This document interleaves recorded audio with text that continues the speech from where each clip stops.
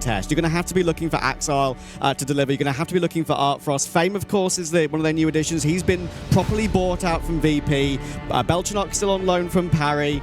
And of course, Artfrost also on loan as well. But the Axile, Fame, Nafini Core is fully bought out for 1W. And that, what I've seen from them when they were called TDK Online, that is often the factor. It's often Axile, it's often Artfrost. Ladies and gentlemen, here we go then. Do or die. It's Liquid versus 1W. 1 defeat and you are out of the tournament. 3 best-of-3 wins required to make it to the main event.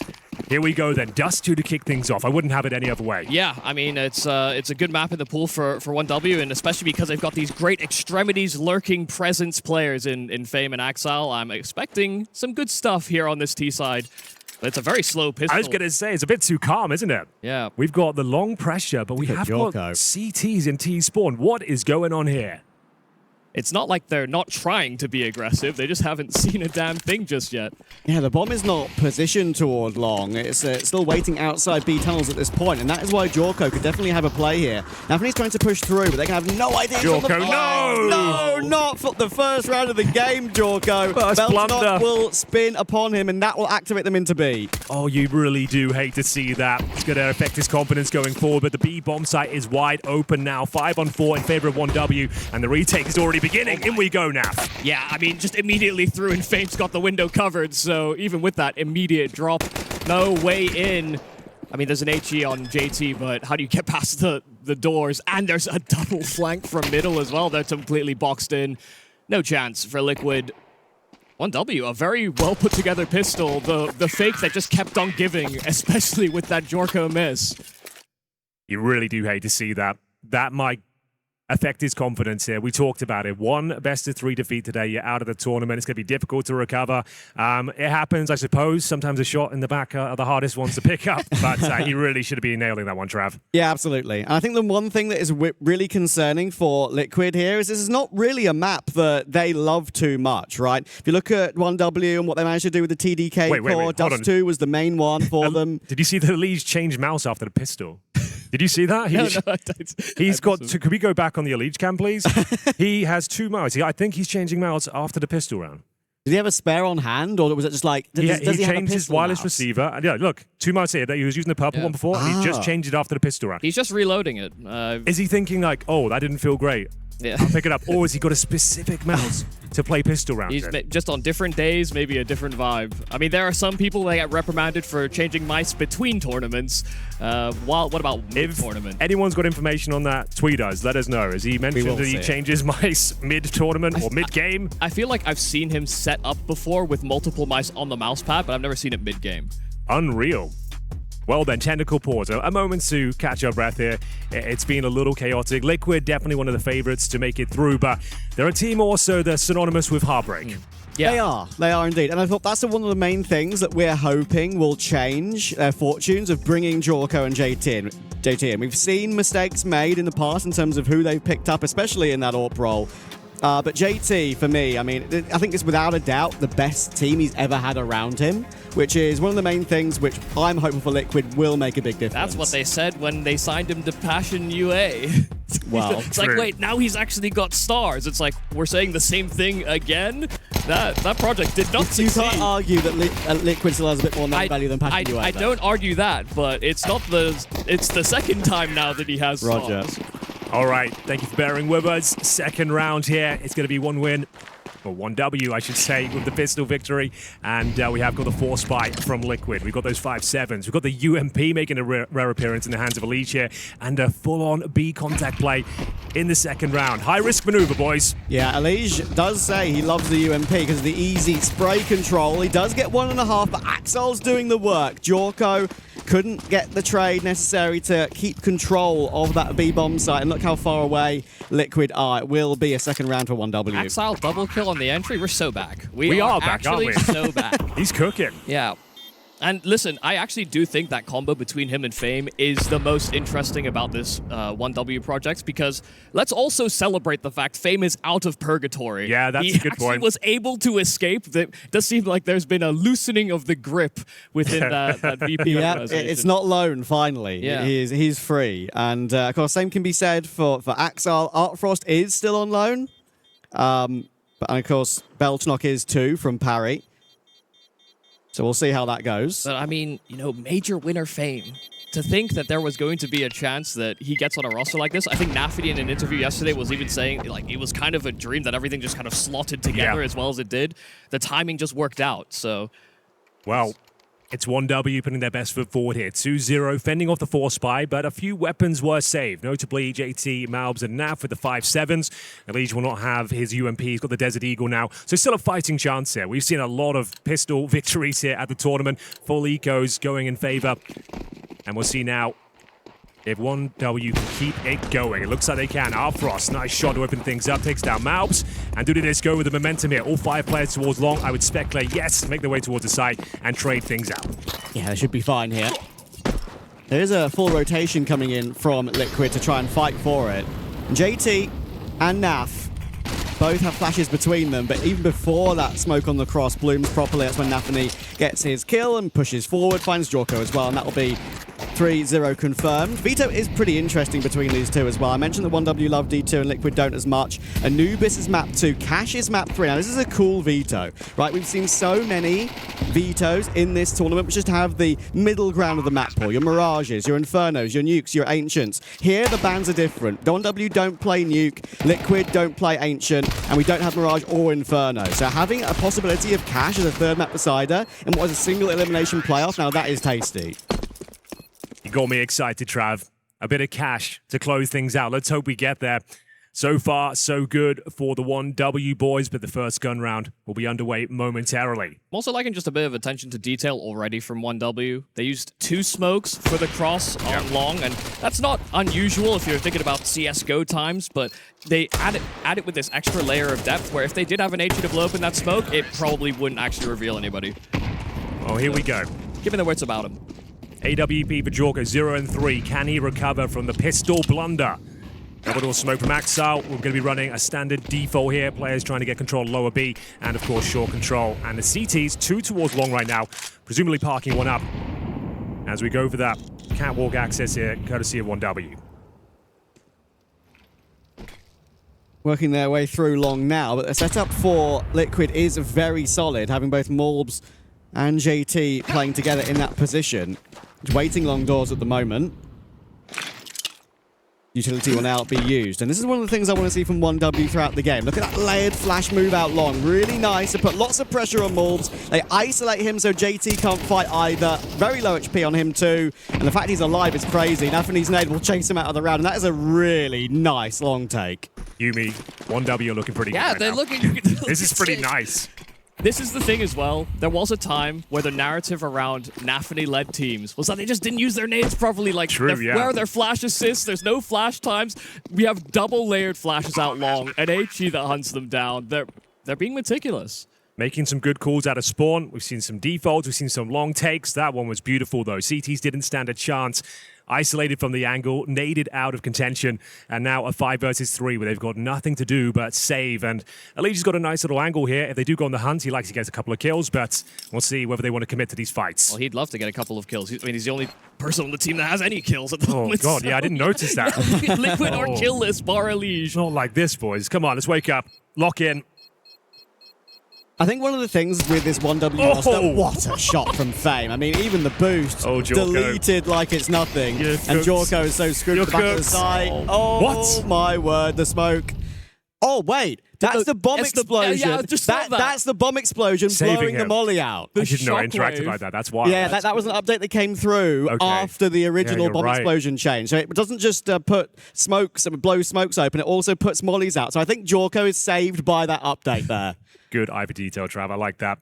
So he does save the AWP. He's yet to frag, like the majority of Liquid right now, but that's pretty massive. He saves the AWP. 4-0, though. This is looking way too easy. Thing is, 1W, we've commentated them a couple of times. They make a lot of mistakes. They make a lot of fumbles. They give up a lot of advantages. But if they can keep this level of play up, they are looking like a much better team right now.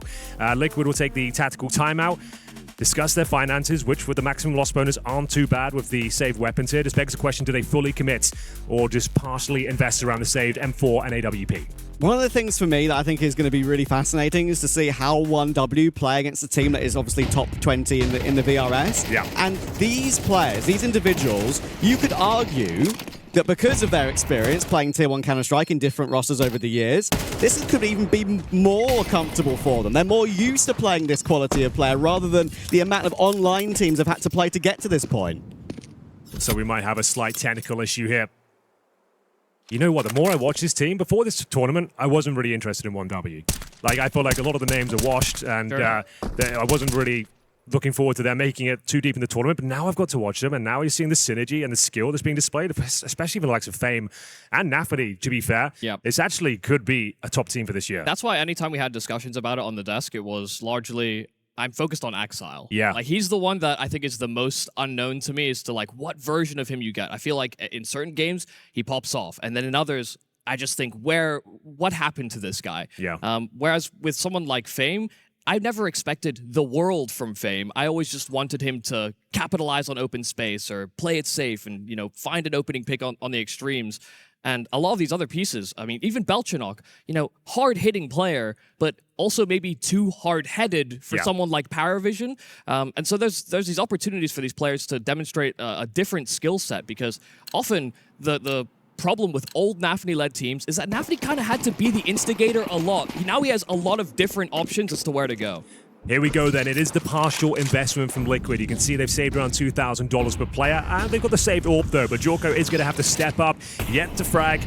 We need to see some sort of initiative from him. Maybe a boost, maybe some sort of aggressive peak, but for now, holding defensively towards short. Flat default from 1W here, just waiting to see if there's any CT aggression presented. Mid to B smoke going down doesn't necessarily mean they have to use it. Nice sort of block from JT. Molotov will flush mouths out. Down he goes, I would say, and he didn't even run off. He kind of just went down with the ship there. He wanted to fight him, but he just never got a duel. Well, still killless, of course. Only Naf and Elige that have struck that scoreboard. There will be some struggles ahead here for Liquid, and I'm really surprised to see them just keep on playing it slow inside of these bomb sites. I like that they're making a move like this now, at least. And it wouldn't be a surprise if 1W really put the pressure on Liquid on Dust 2. If you just look at the maps that Liquid have played, of course, it dates back 3 months, sure, so maybe some of them aren't as relevant, but they haven't really got a relevant win at all. Elige will finally find Artfrost on the push through, though, and that will speed up 1W through short. Lovely shot from Belchanok, but here comes Elige. Elige doesn't give a damn. W keying his way through. That might bait in Naf for more, but the headshot angle is dealt with easily by Belchanok. Clean work from him. And 1W right now are really in the ascendancy. Yeah, still to get going. It's early in the morning here in Paris, but we need Liquid to wake up. Malbs getting flushed out. You're right, I think he was just looking for that one dig before he went down, but was given nothing there. Elige, an opportunity, I suppose, but didn't have the weaponry to really do much more than that. We have got a full buy, though. Single orb once again. Jorko 0-4, JT 0-4, Malbs, MD, the Doctor 0-4. Frost for the long spawn. Smoke will remove his vision, and we're going into another default here, boys. Love that play with the HE as well. Yeah, the HE positioning, making sure that it doesn't tag. Yeah, it's really cool, huh? Artfrost in any way either. Takes no damage to that, even though it pops right next to him. Very meticulous so far, this T side from 1W. You can really tell they've put the time and effort, not just into this map, but also into how Liquid play it. And sure, there's not many reps for Liquid with their new lineup on the map either, not relevant ones anyway, only with their old lineup, of course, playing tournaments like Bounty, of course, the Major, and I Am Atlanta as well. And unfortunately, on D2, they kind of got blown out of the water in a lot of those games. You can tell Liquid are trying to find solutions at the moment. They're trying to push extremes, get a timing, and even just taking a risk or two, that will benefit them massively. Big pick for Jorko. Yeah. Because, I mean, when they played on bomb sites, 1W are just too sharp at the moment. So, first advantage Liquid have had the entire game. 5-0. But now, with the man advantage, it's going to be a B finish here, lads. Contact in towards B. Naf in a prime position. Elige there with the crossfire.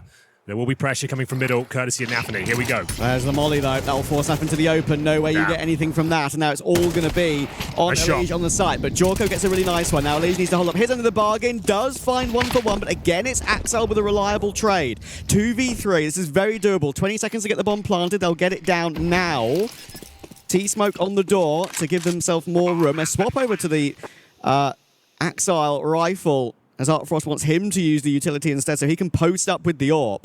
And as we know, retaking B, never easy. Utility already being used, and that's all of it pretty much used now for Liquid. They've got that one kit on JT. Working your way through these doors is never easy. It's a good angle from Axel, jumping from Jorko to take the attention away, but Axel's reliable. He finds a bit more damage to allow Art Frost to pop off, and there's Art Frost doing it again. We saw him do this on D2 yesterday. He's back. How do you break in B without flashes? It is actually impossible. There's so many angles to clear. You know you have crossfire setups, especially when the smoke is down for long enough that they can get into the tunnels and split the bomb site. It's so tough. Oh man, technical pause as well. A moment to stew in the nightmare they found themselves in on Dust 2. Every maneuver, every call from 1W so far has been ideal. That Molotov to flush out Naf, his round's just over. It's so unfortunate. They never really got to enable that crossfire. It was still a 4-on-3 in Liquid's favor, but round stolen away once again. Momentum mounting at this point. Oh, changing the mouse again? He's doing it. Look, I told you. No way, man. Crazy work, dude. That would just tilt me as his teammate. As like, bro, like, use one mouse. Like, no one's doing that. I thought changing crosshairs was bad. Yeah. It's like a tennis player changing his racket that has only a very, very slight tension difference or whatever. It's like, is that really going to make a huge difference for you? Or an F1 driver changing his tires. Well, come on, man. At least you go faster after You a just tire talked about change. different tensions. Like, Well, if you are just joining us, ladies and gentlemen, welcome to the last chance qualifier here at the Esports World Cup. First round here, 32 teams. We've got 1 day to get through all of them. Only 4 will remain at the end to get a chance to compete for $2 million at the main event starting next week. Liquid, one of the absolute favorites to make it, but if you lose one best of 3, which is not looking good for them so far, you are out. It would be absolutely heartbreaking to see a team not like Liquid and the kind of woeful last couple of years they've had. We felt like this iteration of the roster was the one that's going to make it, but so far it's looking quite bleak. yeah, they've all undergone. Both of these teams have undergone roster changes. You know, there's excuses to be levied in that respect, and that maybe they haven't hit the ground running or they haven't necessarily got exactly what they wanted. But this is also the Vitality that beat or this is rather the Liquid that beat Vitality, Yes. and we're just thinking, oh well, maybe this is actually they've cracked the source code, but. Struggling against Nafany, of course. And it does deserve to be mentioned that Liquid, while they may have had that success online, right, and everyone's saying, oh, okay, they're back, we've got an opportunity to talk about here. Vitality and G2 got dispatched of. Both 2-0, of course, as well. There's loads of caveats to that. It's first event of the season, and then, of course, Liquid go and play a local tournament over at Stake Pulse, and they lost to BetClick in the final, 2-1. Okay, They beat Fnatic there, but that's not exactly very impressive, is it? Yeah, I wasn't familiar with that. Okay. BetClick, who are they? They're actually at this tournament, I believe. Okay. Yeah, Apogee. Yeah, Apogee. Apogee, that is Friend, Prism, Exist, Klotsu, and Demho. Pretty much journeyman Polish players. Yeah, Yes, we love indeed. Klotsu. We love Klotsu. I met him at a tournament I worked in Malta last year, and he's a lovely dude. Well, we've got a bit of a tech pause going on. I just want to run you through the other games we've got, of course, because we didn't have a bracket graphic, unfortunately. Yeah. K27 versus Saw yet to begin. Sinner's Eyeballers locked at 2-2 early doors. Heroic versus Astral. Heroic absolutely should be winning that one, and they should be matching it up against Fnatic or Fluxo in the game after. That's 1 quarter of the bracket. Next quarter is VP versus Sashi. We've got Prestige versus BetClick. Echo versus Gen 1, one of our local French teams. Got Kioz and Chucky on that team with some a good form there. Eternal Fire versus Big as well. Eternal Fire have taken a 2-1 lead early versus Big. That's quarter number 2. That's a slapper game. It is a great game.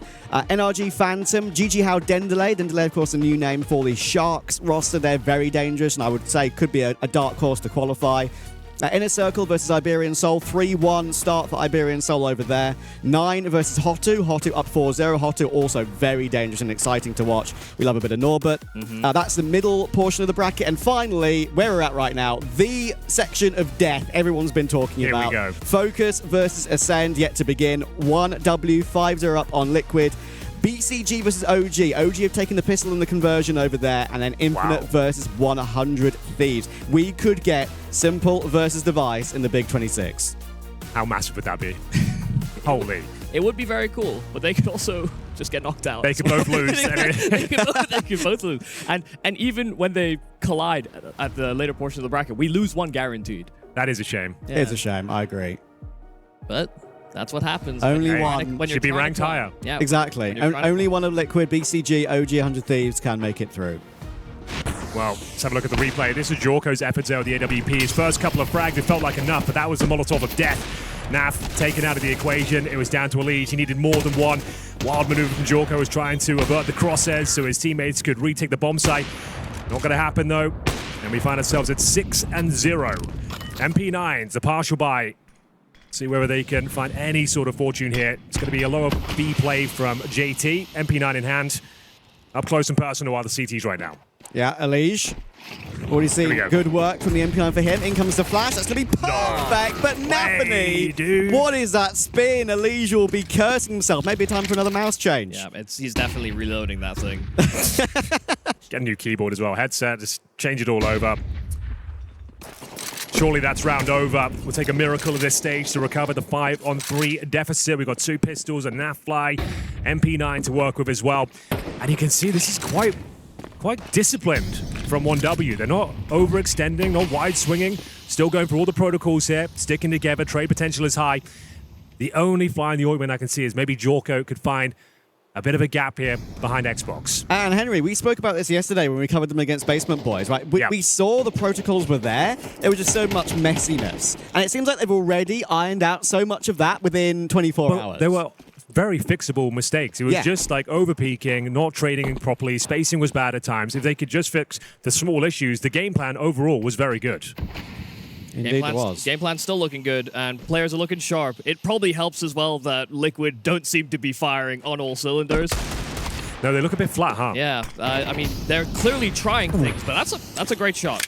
Maybe that gets you back into the round slightly. Valve has a couple other chances at it, but no one will give him a following duel bomb plant and no way to get back in. Axile long range with the AK. And yeah, 1 kills, all Malbs gets. That's all Liquid get in this round. 7 straight for 1W. This is what's a little deflating, perhaps, about the Liquid story, is that we understand they can be a bit topsy-turvy. People have been saying it's the team that doesn't make sense. They make a lot of logical roster moves, and it just doesn't click. Then they get a surprise result, and everyone's like, this is what it's supposed to be, and then we get struck back down to reality. But to see the absence of just, the star level capacity so far, it's harrowing, I think, for what's to come for the rest of this series. Okay, a decent start, though, in terms of a bit of chip damage with the grenade. No one's gone down through the doors or anything. It's looking all right. Another gun round here available. Not over until it's over. They can still pull this half back and get 7-5. Do need to activate right now, though. Another fantastic 18 towards lower B. Lands in the face of Belchnok. Speaking of lower B, he'll be using a smoke in towards a B split, potentially. But back from the B tunnels they come in towards T-spawn. That long retake looking possible again. Well, remember how good their util was to take long. Really cool. And it's, I think, a similar setup, honestly. Yeah, Nafany will prime his smoke and then use these 2 flashes to pop through the long doors. Artfrost is there as well to set up the riflers, and Morbs could be in a bit of trouble. It's a different position this time, and he avoids those flashes. Only a 1-for-1, though. That's okay considering the amount of damage they've done with the HE so far. It's certainly not comfortable at this stage. You can see Jorko's got a lot of pressure. Doesn't feel comfortable at all. He's having to manage 2 angles at this point. Smoked off, 45 seconds. Getting some backup from shore now. I mean, so much information off of that 1 contact play there from Alb, so they should be in good positions here on the side of Liquid. But there's still a lack of commitment here from 1W.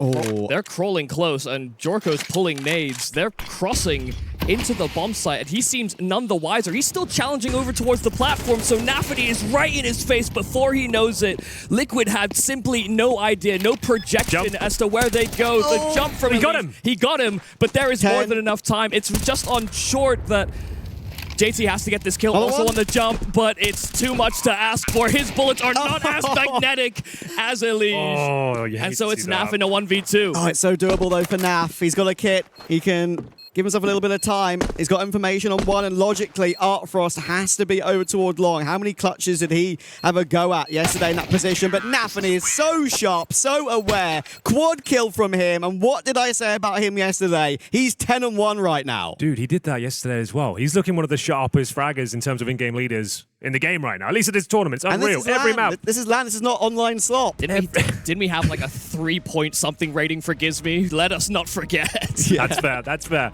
I guess I didn't comment on that game. We commented a lot of Napoli Hey man, that was against level 10 Faceit players. This is against Liquid. I look at the number, big number, good. Okay, That's fair fair. enough. Dude, Napoli is looking electrifying out there. 10-1, high pressure situation as well. Nailing the shots. You thought Elise did enough there with the jumping antics.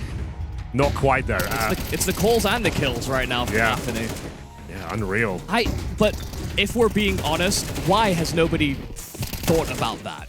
You know, the lack of projection, they have a long smoke down, they don't have clear information.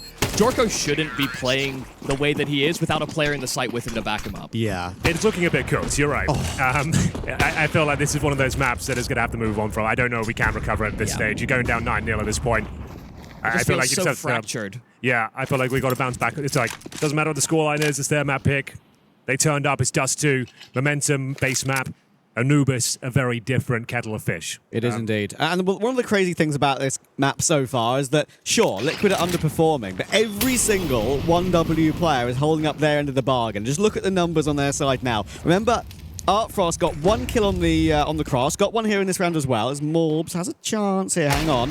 Nice It's shot. Belchanok. That is a nice one, but they should be able to move from this position. Hang on. Let's go. It's Morbs with the Deagle. Okay, Nafany will trade, and Axel's there to help out. So that recovers the 3v2. These guys just can't catch a break. A double kill from Malvis, and that's surely enough to get around here, but nope.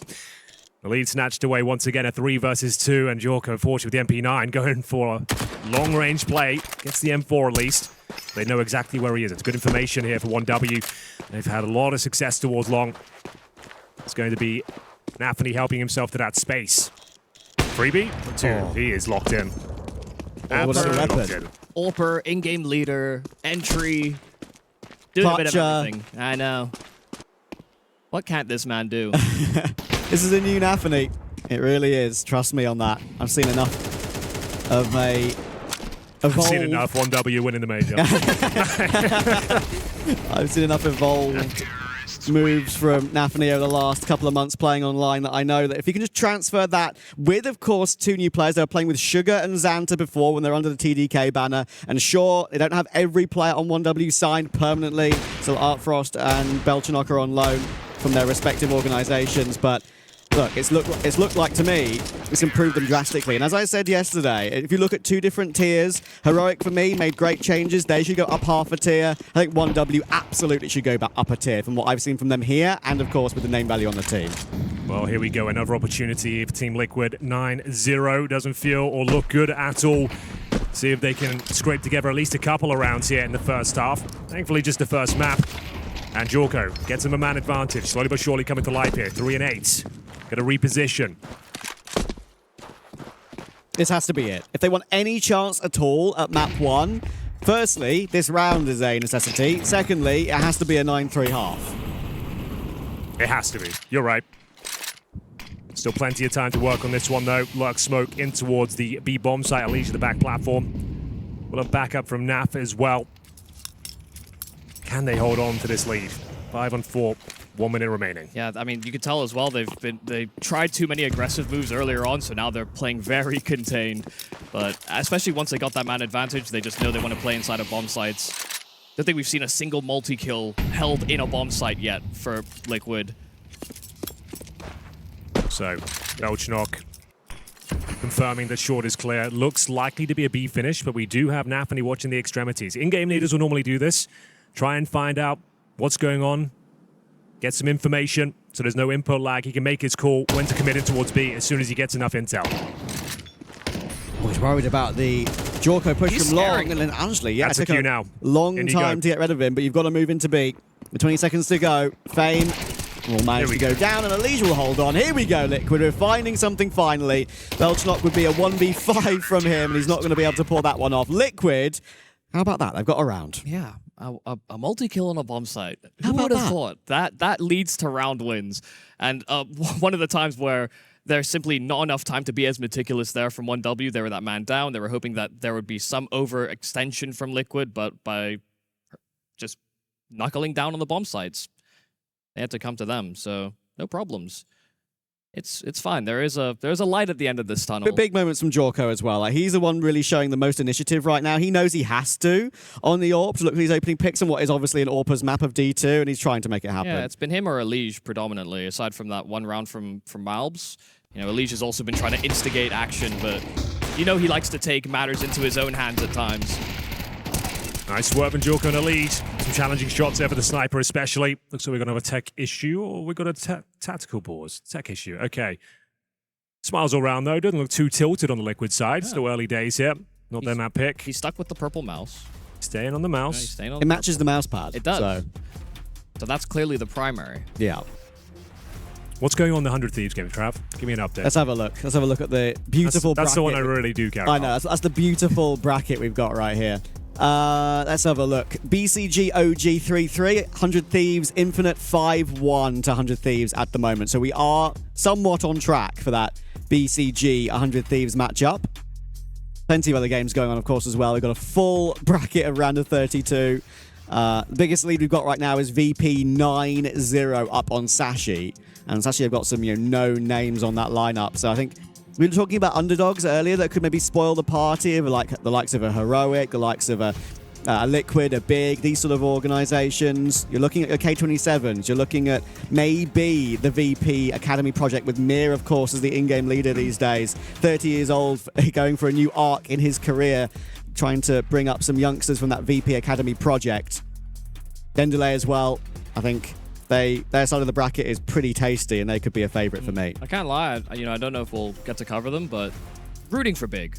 Okay. They disappointed pretty massively for Cologne, trying to get the home crowd involved and all sorts. Especially there's so much hype, there's so much energy. Blame F is back. This new guy Grix is sick. Hey man, they came back from 0-12. What more can they do? Well, hopefully make it to the main stage, actually. Make top 8 and everything would have been redeemed. But listen, I do hope that they are able to bounce forward just because I think the team is good. I mean, the climb they've had to do and the pieces they've picked up, it all makes sense, and it's I give a lot of credit to Blame F in that regard, but the only reason he's at the top of my mind as well is because they're just sat behind Liquid is why. So see Blame F's biceps.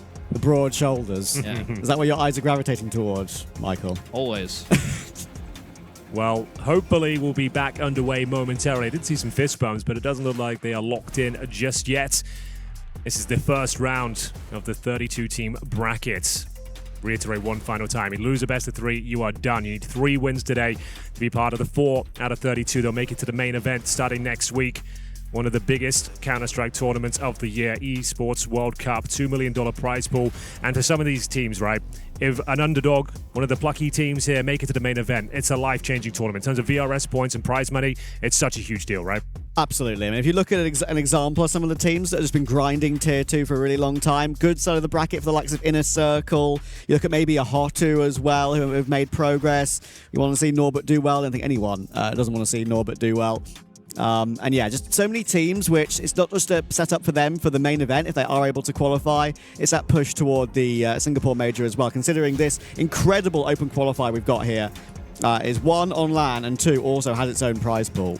I think what's also interesting coming into this season is just we have so many players that seem to have taken the leap. The first season this year, I think most people were underwhelmed with the lack of roster moves. Now it's just like we're throwing a lot of things at the wall and hoping it sticks at the moment.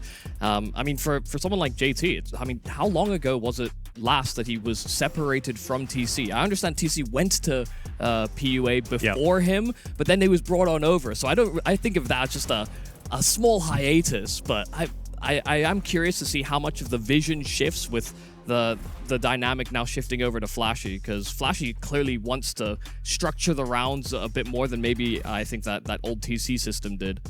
Trav, would you like the LAN hall vibes to come back in the future? What have you made of the event so far? I mean, this is like for me. If we had big qualifiers for big S-tier tournaments, we've seen that quite a lot with other organizers. But invariably, all the CQs are on online. If we can get a bit more of that on LAN, then I tell you what, it would add so much to the scene. It would make it more valuable for so many of these teams as well, considering the difference in VRS points from online to LAN games. Yeah, that's a really good point actually, and the fact that this is an open qualifier, right? Anyone could sign up. we had the potential to have 128 teams. Yeah. So I think by next year, this is getting expanded, and we're going to try and aim for that. I think this is a really good proof of concept, and yeah, it's been super exciting. I thought it was going to be a nightmare, to be honest with you. I thought that in 2026, trying to do 64 teams in 3 days, I thought we didn't stand a chance, but we've absolutely smashed They it. do things big. Yeah, dude, this is unreal. Yeah, I mean, the expo is amazing as well. I had a chance to walk around it earlier on one of my little breaks, and there's so much going on. Yesterday, we had other esports running, which were incredibly loud, I will say. Lots of drums, True, it is quite lots of fans. Chilling here today. I didn't even think about that. There's no very chill. Vuvuzela. We had like grand finals happening alongside us. It was a Trophy wild day. lifts, They're whipping out the drummers. Well, it was the Liquid above. that were tweeting about that, saying how distracting it was. They maybe need the energy back in the room. Right? They are getting absolutely wrecked They out there. just got used to it, and now it's gone.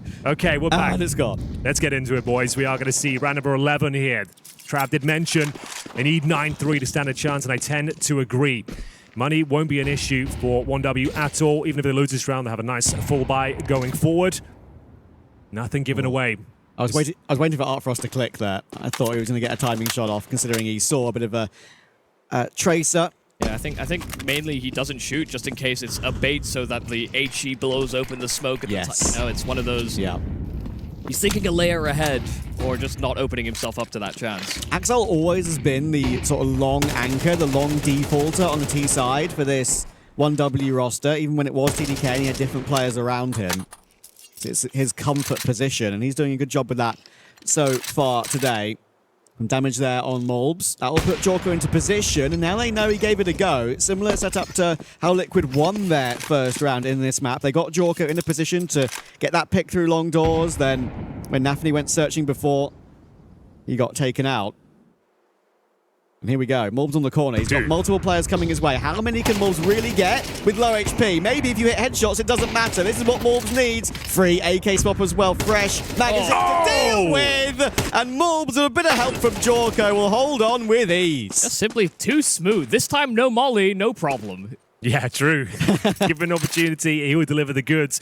The doctor is in the house. We've seen how good those flashes can be as well for 1W, but it clearly doesn't cover as much as they hoped it would. You know, it doesn't catch this player at the back of the doors, the off angle that Malbs had above pit. Okay, that's the first messy round, I'd say, for 1W, though. When they were just trying to take long there, they had 30 seconds on the clock, so the default was way too slow, needed more space across the map. They were hoping that long retake would be fruitful once again. This time, though, Malbs mowing them down with style as well. Really crisp. Triple kill, backed up by the AWP. Jorko as well, bought enough time for his teammates to back him up. Final round, 9-3, could be a thing. That's the problem with well-rehearsed strategies, is you feel like you might have to do them. You know, this is the same long take we've seen from 1W now for, what, the 4th time? And Malbs is adapting. He's trying to find spots where he's not as vulnerable as he was in rounds gone by. Final round, the first half. This is the map picked by 1W. Should be fine, the smoke missed. No, it's not. It's actually a bit of a nightmare. Yeah, that is really awful. And Nafny gets spotted, but Jorko doesn't react.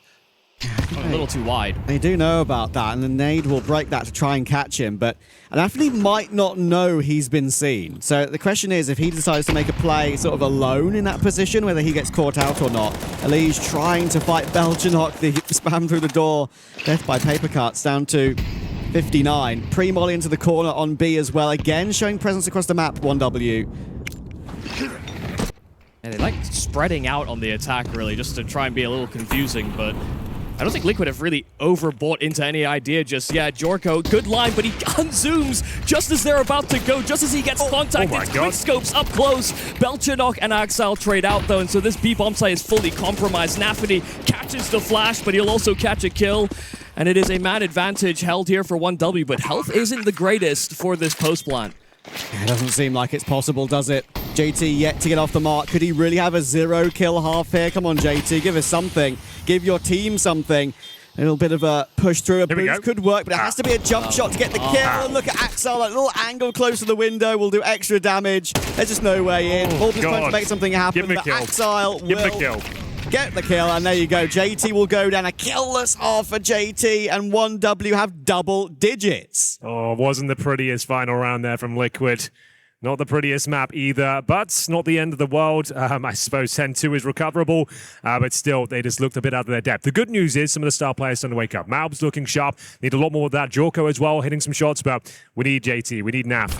Elige, pretty standard performance from him, but yeah, they're going to have stand a chance here. Of course, they need the pistol and build their own momentum here. Even if they can't win the map at this point, chaps, just getting 6 rounds on the board, just to kind of shake off the frustration, get warmed up into the next map, I think has to happen here. I think what's really cool for 1W is they would have been just absolutely delighted how well their plans worked the entire half, right? I mean, I think everything they put into practice, but for that one round where they went long too late, it seemed like everything worked for them. All the players delivered when necessary as well. And now going into this pistol, it's an absolute must for Liquid. We've got utility on JT, smoke, flash, flash. Naf has got, I think is that a decoy? I think it might be a decoy. Yeah, it is a decoy. An old classic. I know because I got baited by that earlier. Did you? All right, look at Belchanok. He's making moves. Might catch JT in the back, but it's going to be Axel and CT and Nafny on the site to face first. And just tapping through the smoke from Artfrost is enough to find Naf with ease. There's so many players here for 1W. Liquid just can't break their way in right now. Look at the damage they're taking. In comes Elise. There's Jorko as well. One more player on the ramp to remove Infame. Is he ready? In comes Belchanok on that flank. They're not looking at him. 2 for Belchanok. And look at that, just stuck on the side. It's so filthy. free for Belchanok. It's all down to Morbs, and it could have been the clutch, but it's a quad kill from Belchanok, and the pistol is 1W. All right, get us out of Dust 2, I guess. Just get us out. Oh, no plants either. That was so sick from Belchanok as well. That mid-range of Julie's, those are difficult shots, and he absolutely destroyed them. But you could see it starting to happen just because Liquid just gets so stuck in the mud behind the smoke. They don't make much progress. I actually thought they fought their way out of it when they got these 2 kills, and then the inevitable flank happened. So, you know, they were given a small glimpse of hope, only for that to be stripped away by Belchanok. Yeah, that baby squirrel's a bit of a gunslinger, it seems. Will be a tactical timeout from the victors of the previous round 1W. Don't normally see that, but maybe just wanted to lock in, make sure they don't do anything too silly here. They are buying the AWP in the second round, which normally means you've automatically lost the round. Anyone who buys AWP round 2, you are going to lose. I've never really seen it work out. Yeah, Belchanok getting 4 kills means there's enough money to drop it over. I think that's why they're taking the pause. Like, lads, we are doing the forbidden play. Yeah, AWP second round is just not what you do. Also, we may not need it. Like, I understand if you're trailing massively first gun round, yeah, let's with the AWP as fast as possible, but yeah, there's no real stress to do that. They haven't really needed much out of the Artfrost AWP. Also, I don't know if I did JT get a kill in the pistol round? Did I miss a JT pistol? He might have done. I'm not sure. Poor old JT. There can only be so many in-game leader frags given in a server. It's just never typically that it's all on one of the in-game leaders. Yeah, Nafany's taken all of them, yeah. Feels like. That's just what the CS gods demand, is that there's only a certain allotment to support and in-game leaders. One thing you will be able to rely on is JT has always been a chill character. Yeah, it won't get to him. He'll be focusing on his job and the team. Oh, I think people underappreciate actually just how good JT has been throughout his career as being like a clutch big game player. There's so many times we've looked at rosters of his where star players have gone missing or the support is messing up util and he's just like winning clutches, hitting multi-kills. I will say a lot of that narrative I'm building is centered around Overpass. That was always his bread and butter. I mean, funnily enough, that's also where TDK, before they became 1W, did a lot of their best work. I mean, Axel was one of the best players, well, was the best rifler in the world in 2022 in the HLTV rankings, of course, when he was behind, you know, Simple, Zyru, and Shiro. And Overpass was his haunting ground alongside Vertigo, of course. 2 maps not in the pool anymore. And yeah, of course, that's one of the main things that I saw with TDK. He was an expert at B short control Axel. He was brilliant at it. He put so many great games in on Overpass in the online circuit, and of course that's now removed, and they're not really a cash team, R1W, so we might have to see how that goes if we get to a third map decider. That's the only thing about this current map pool is I think it's much more difficult to create angles for tier 2 teams to find an edge, because a lot of times when new tactical maps, you know, a train or an overpass or I guess maybe say we remove Nuke or added Vertigo or something. You know, when those maps come into the pool, the tier 2 teams are always the first ones to innovate, find a meta that works, and then it just gets yoinked by tier 1. But they need the tier 2 team to show proof of concept that it does work against tier 1. Exactly. Here we go. 11-2 for 1W, and they've got that up still on Artfrost. The buy for Liquid is utility, but only Tech 9s and 1 Galil. The cursed AWP in the second round. Let's see whether they can pull it off and find map points here. And of course, it is the force from Liquid Tech-9s, one Galil, didn't get the bomb planted somehow. And we're going for a B-pop by the looks of things here. In terms of utility, plenty of it. Can smoke the doors, can do a lurk smoke as well. B-bomb side is actually kind of open right now as well. Ali setting up the flashes, Jorko with the smokes, and in we go. Fame on the line. Oh, big damage from Belchanok, and they haven't really got site control itself, and breaking your way back in now is not going to be easy, so Liquid will be very happy with this. The fact they're going to get a plant at the very least, and a 5v5 after plant. Maybe not something you'll see too often on a round like this, and honestly, in situations like this... You save. 1W you have to save. We've got a bit of a unicorn round here. It's a 5v5 save coming in. That's the B-bomb side of D2 for you. This only goes back to what you were saying, Henry. Like, you've got the second round off. Yeah. You could have had flashes and an SMG or something, and they just look at what their position, just think we don't have the util, and we don't want to give them a free off. Yeah, I guess it's not the end of the world. You're going to have much more util in the next round. Liquid, though, a sigh of relief. JT still yet the frag. That's a shame. But, yeah, unicorn round means that no one died. It's very rare in CS. But Liquid, nice call in towards the B sites. Locked them out. Smoked off. And, yeah, you've got more than enough rounds to justify saving here instead of throwing away that aforementioned AWP. Needed that. You'll still feel a little silly, but yeah, there's worse positions to be in. And to be honest, if you're Liquid, you're just thinking, well, kind of hoped we would get our hands on a couple of rifles, boost our economy as well, because winning those types of rounds, that's usually why it's such a compounding interest type of round, is that you just reset your opponent so hard, and you get all these free weapons. Faster move for Liquid out long. Didn't really see... Oh, Nafany, that's a bit unfortunate for him. Just swings the angle, and Naf versus Nafany duel. We might have an Annie, and there's no life left for Nafany. And we haven't really had much of that head-to-head, because just the kill counters, really, so... So, Liquid in the driving seat here, 5 and 4. A chance to garner some momentum. Get warmed up at the second map. It's very unlikely they bring this back in their favor. Not impossible by any stretch of the imagination, but very, very unlikely. Right now, they're looking pretty good. 1 minute on the clock. Waiting for smokes to expire towards short. Presumably be going for some control there. I really want to see if JT actually explores this as open real estate over towards long, because there hasn't been any re-aggression from 1W. We can see that they're actually bunkering. The round's over already. Yeah, they're bunkering on one side of the map. Yeah. And if JT didn't clear things out this way, they might have been sent to maybe try out a mid to B or something of that sort, but yeah, they just commit and there's nobody home. It's kind of crazy. Because of all the saves, 1W just have these very low death counts right now. I mean, Artfrost is going 6 and 6. It has to be said, I think all 6 of his kills have been relatively impactful. They've either been cross kills or clutch kills on B, if you remember, and that one on A as well. But he just hasn't had to do much. Every time he's had to be called into action, he's delivered. Well, so far so good. JT might not have fragged, but he's called 2 blinders in terms of walking into vacant bomb sites. Maybe that's become a mini game here for 1W. Like, listen, we're out of position. We don't want to give JT a kill. Well, so far so good in that department. 0-10 for him. They are starting to get the double digits in a few, though. Elige up to 10 and 13. Malps 10 and 10. Jorko, quite a quiet game. He was like 0-6 to kick things off, but he is slowly but surely getting into it. 7 kills for him. It will be another round of the board for Liquid. 11-4 overall. Their opponent's map pick. Anubis up next. Cash if required. Starting to look better, though.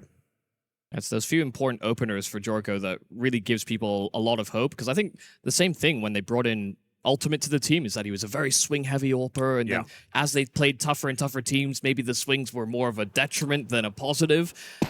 And he just ended up not playing a style of game that is getting the worst of both worlds, wasn't it? Yeah, that was the problem. They reined him in, and he couldn't find his form.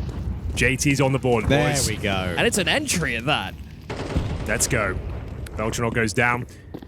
It's getting a little bit awkward now for the CTs. That second round AWP still in play. Yet to really get going, but Axal is. Nice spray down with the Famous towards lower B. Can he find another? Gets the dink on JT.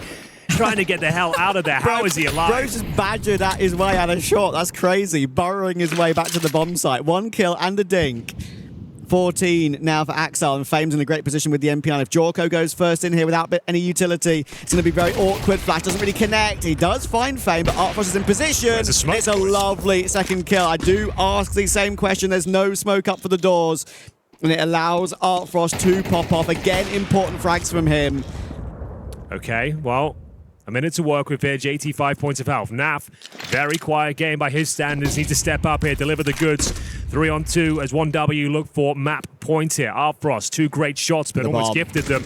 He's got vision of the bomb, but Naf has gone down. Bear in mind, 1 HP for JT here, and the 1v1 won't work out for him. Decent effort there, but it will be map point for 1W. I thought he was going to have a 4K as his first killing round. That would have been sick. It did seem like he was turning the ship around, but this is a bad position for Liquid. I mean, they've been in a bad position the whole map, in fact. Well, the money's going to be there at least. Yeah. They had 2 of those rounds where pretty much everyone survived, so the cash will be there. He thought this kill on the boosted play would be enough, but this didn't have the util to cover the double doors. Absolute freebies for Artfrost.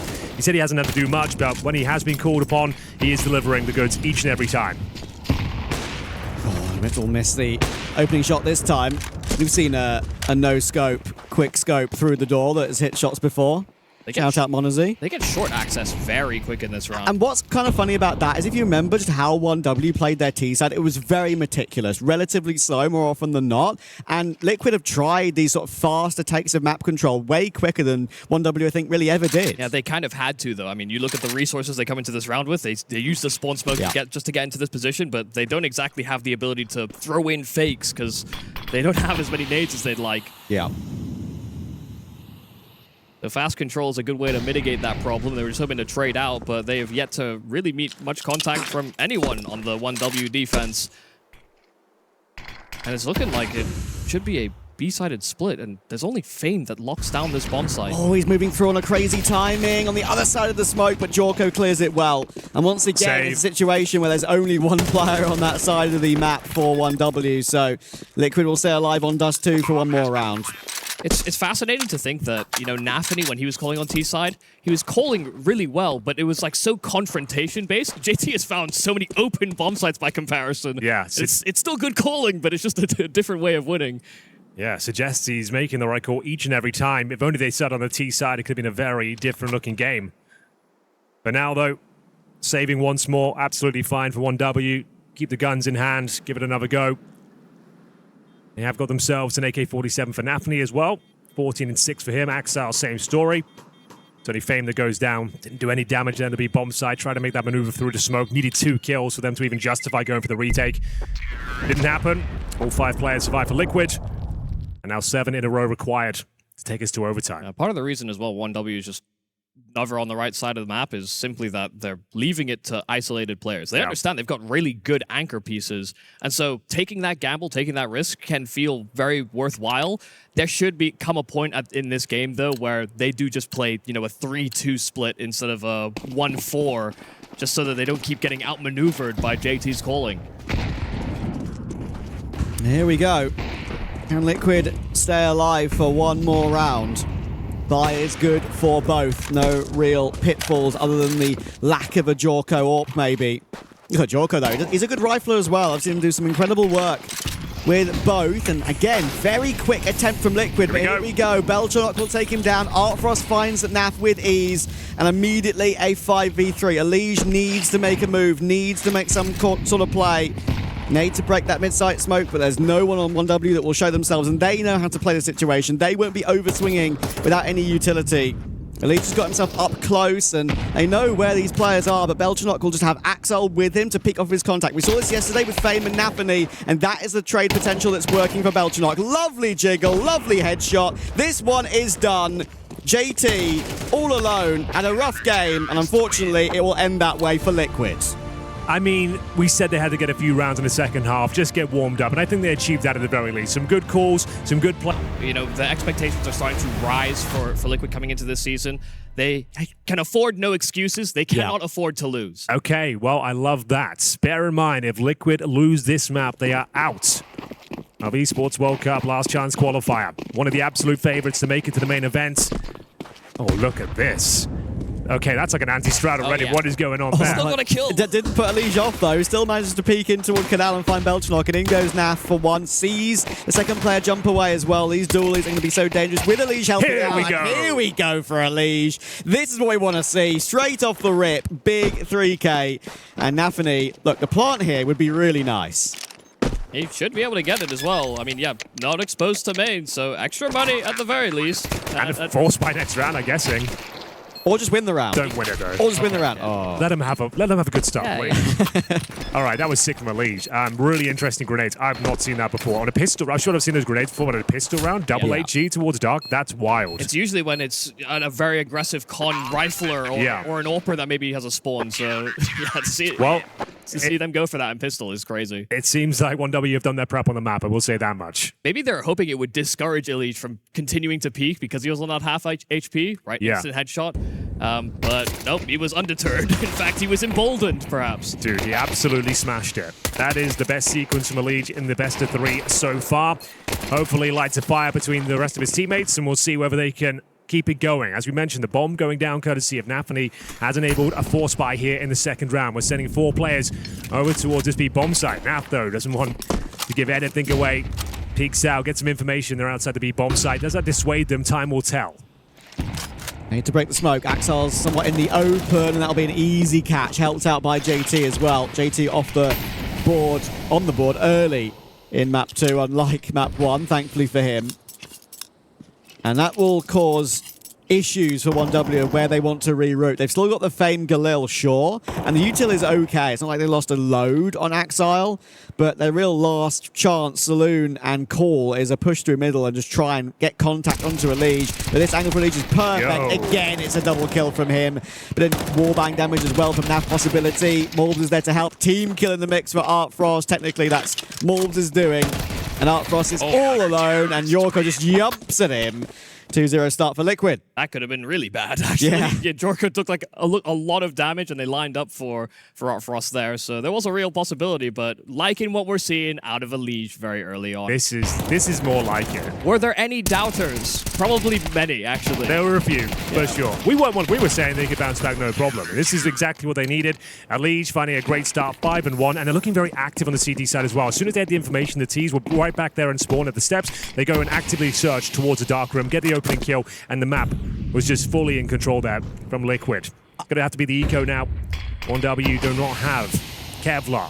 They did have a smoke. It's been expended towards Dark. They'll try and go for a B split here. Should be easy pickings for the likes of JT and Elige. Nap will have to pick up the pieces though. And he does. There'll be no problem here.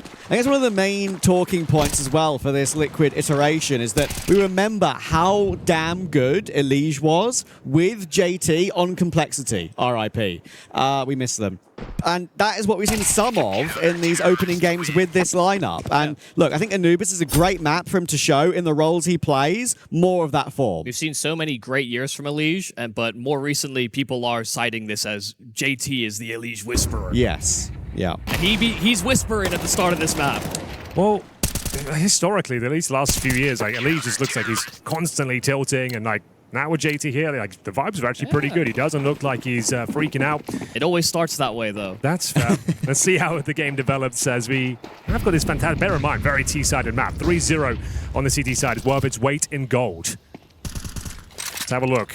We've got the Art Frost AWP. Aggressive once again. We said they were active. Going to be pushing A main this time, Trav. Yeah, Morbs and JT. It's a good setup, but the flash comes through perfectly. It's going to be difficult to flick back, but the anti being played helps out Morbs flick away and flick back to the head of Belchanok. Again, just different setups that they're giving 1W a look at. It's catching them off. That's a really good kill from Axel. He will often be that Canal E-box pusher on the T side. And Elige has a fun duel for him all game. And then they try and push through into Canal from the A main position. Makes it a lot more comfortable for Art Frost. A nice pick for him. They need Jorko. Jorko will find Naf. Needs a chance for a second as well, but he overflicks him slightly. And Axel gets his one. Jumps into Naf, however, back into a 2v2. They don't know where JT was. He's not one of the players that had contact earlier on. It's Naf that made that rotate away from the A-bomb site. And so with Con now being recovered by JT, they rely on him to keep tabs on this B-bomb site because there's so much time on the clock. 1W could have backed themselves away, but that smoke will be a statement of intention. Fame trying to push to help out Art Frost. Art Frost needs to be wary of that E-box position, and that's a great catch from Fame. They need to make sure they get that bomb across safely now with 30 seconds on the clock. Naf is not facing it. But maybe that's the plan. Maybe that's the plan to go unchecked in this position. But now, with the bomb planted, Art Frost will have his gun drawn and be able to fall back to a safer angle. Naf doesn't have a kit. He only has a flash. And this should be 1W getting on the board here, unless something crazy happens. How does he even isolate either one of these two fights? I think he realizes he can't, and he'll keep his M4. Yeah, it's a bit of a shame there for Naf, because he just gets spotted from deep CT throwing the flash, and I think it gave that extra heads up to Fame that something was coming. You know, Art Frost or somebody that was dead called that. I mean, Fame was also just deadlocked onto connector. Well, Naf will hear them exiting the bomb site itself. Can he find an exit or two? Fame is right beneath him, but seems aware of this potential little probe, and indeed he will be. Nice shot from Fame.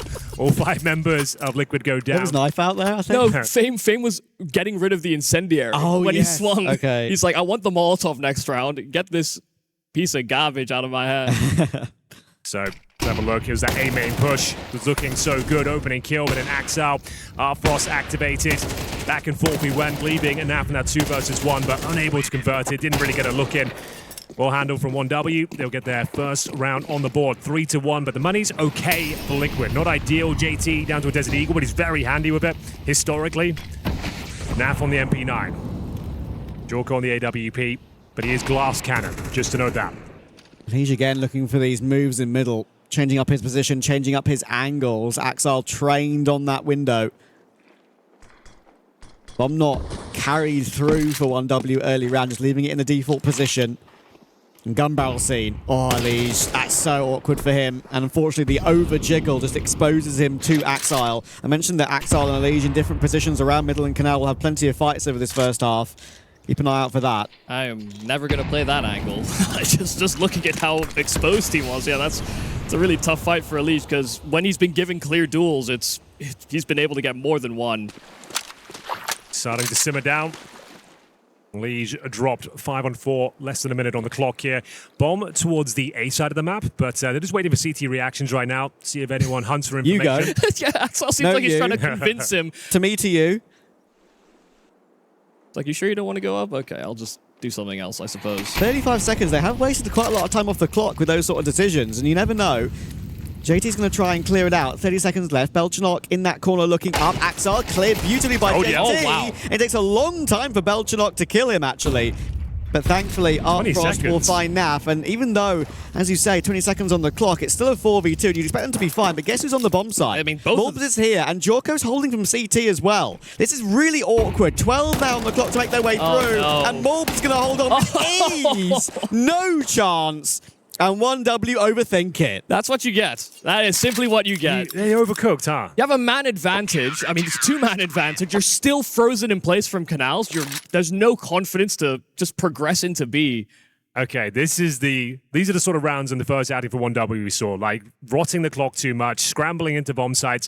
We didn't really see much of that in Dust 2. There's one round that came to mind called its long doors, where they tried to get out at 30 seconds, but this was too chaotic. Like, it could have been fine, but you're leaving so much down to chance. You've got 10 seconds and you're going through B main. This shouldn't be happening at any level. What's crazy is that by pausing in canals like that, they actually got exactly what they wanted. They were waiting for those liquid pushes for information, but they just didn't do anything with it in time. So 4-1, this is massive from Liquid. As I mentioned before, very T-sided map.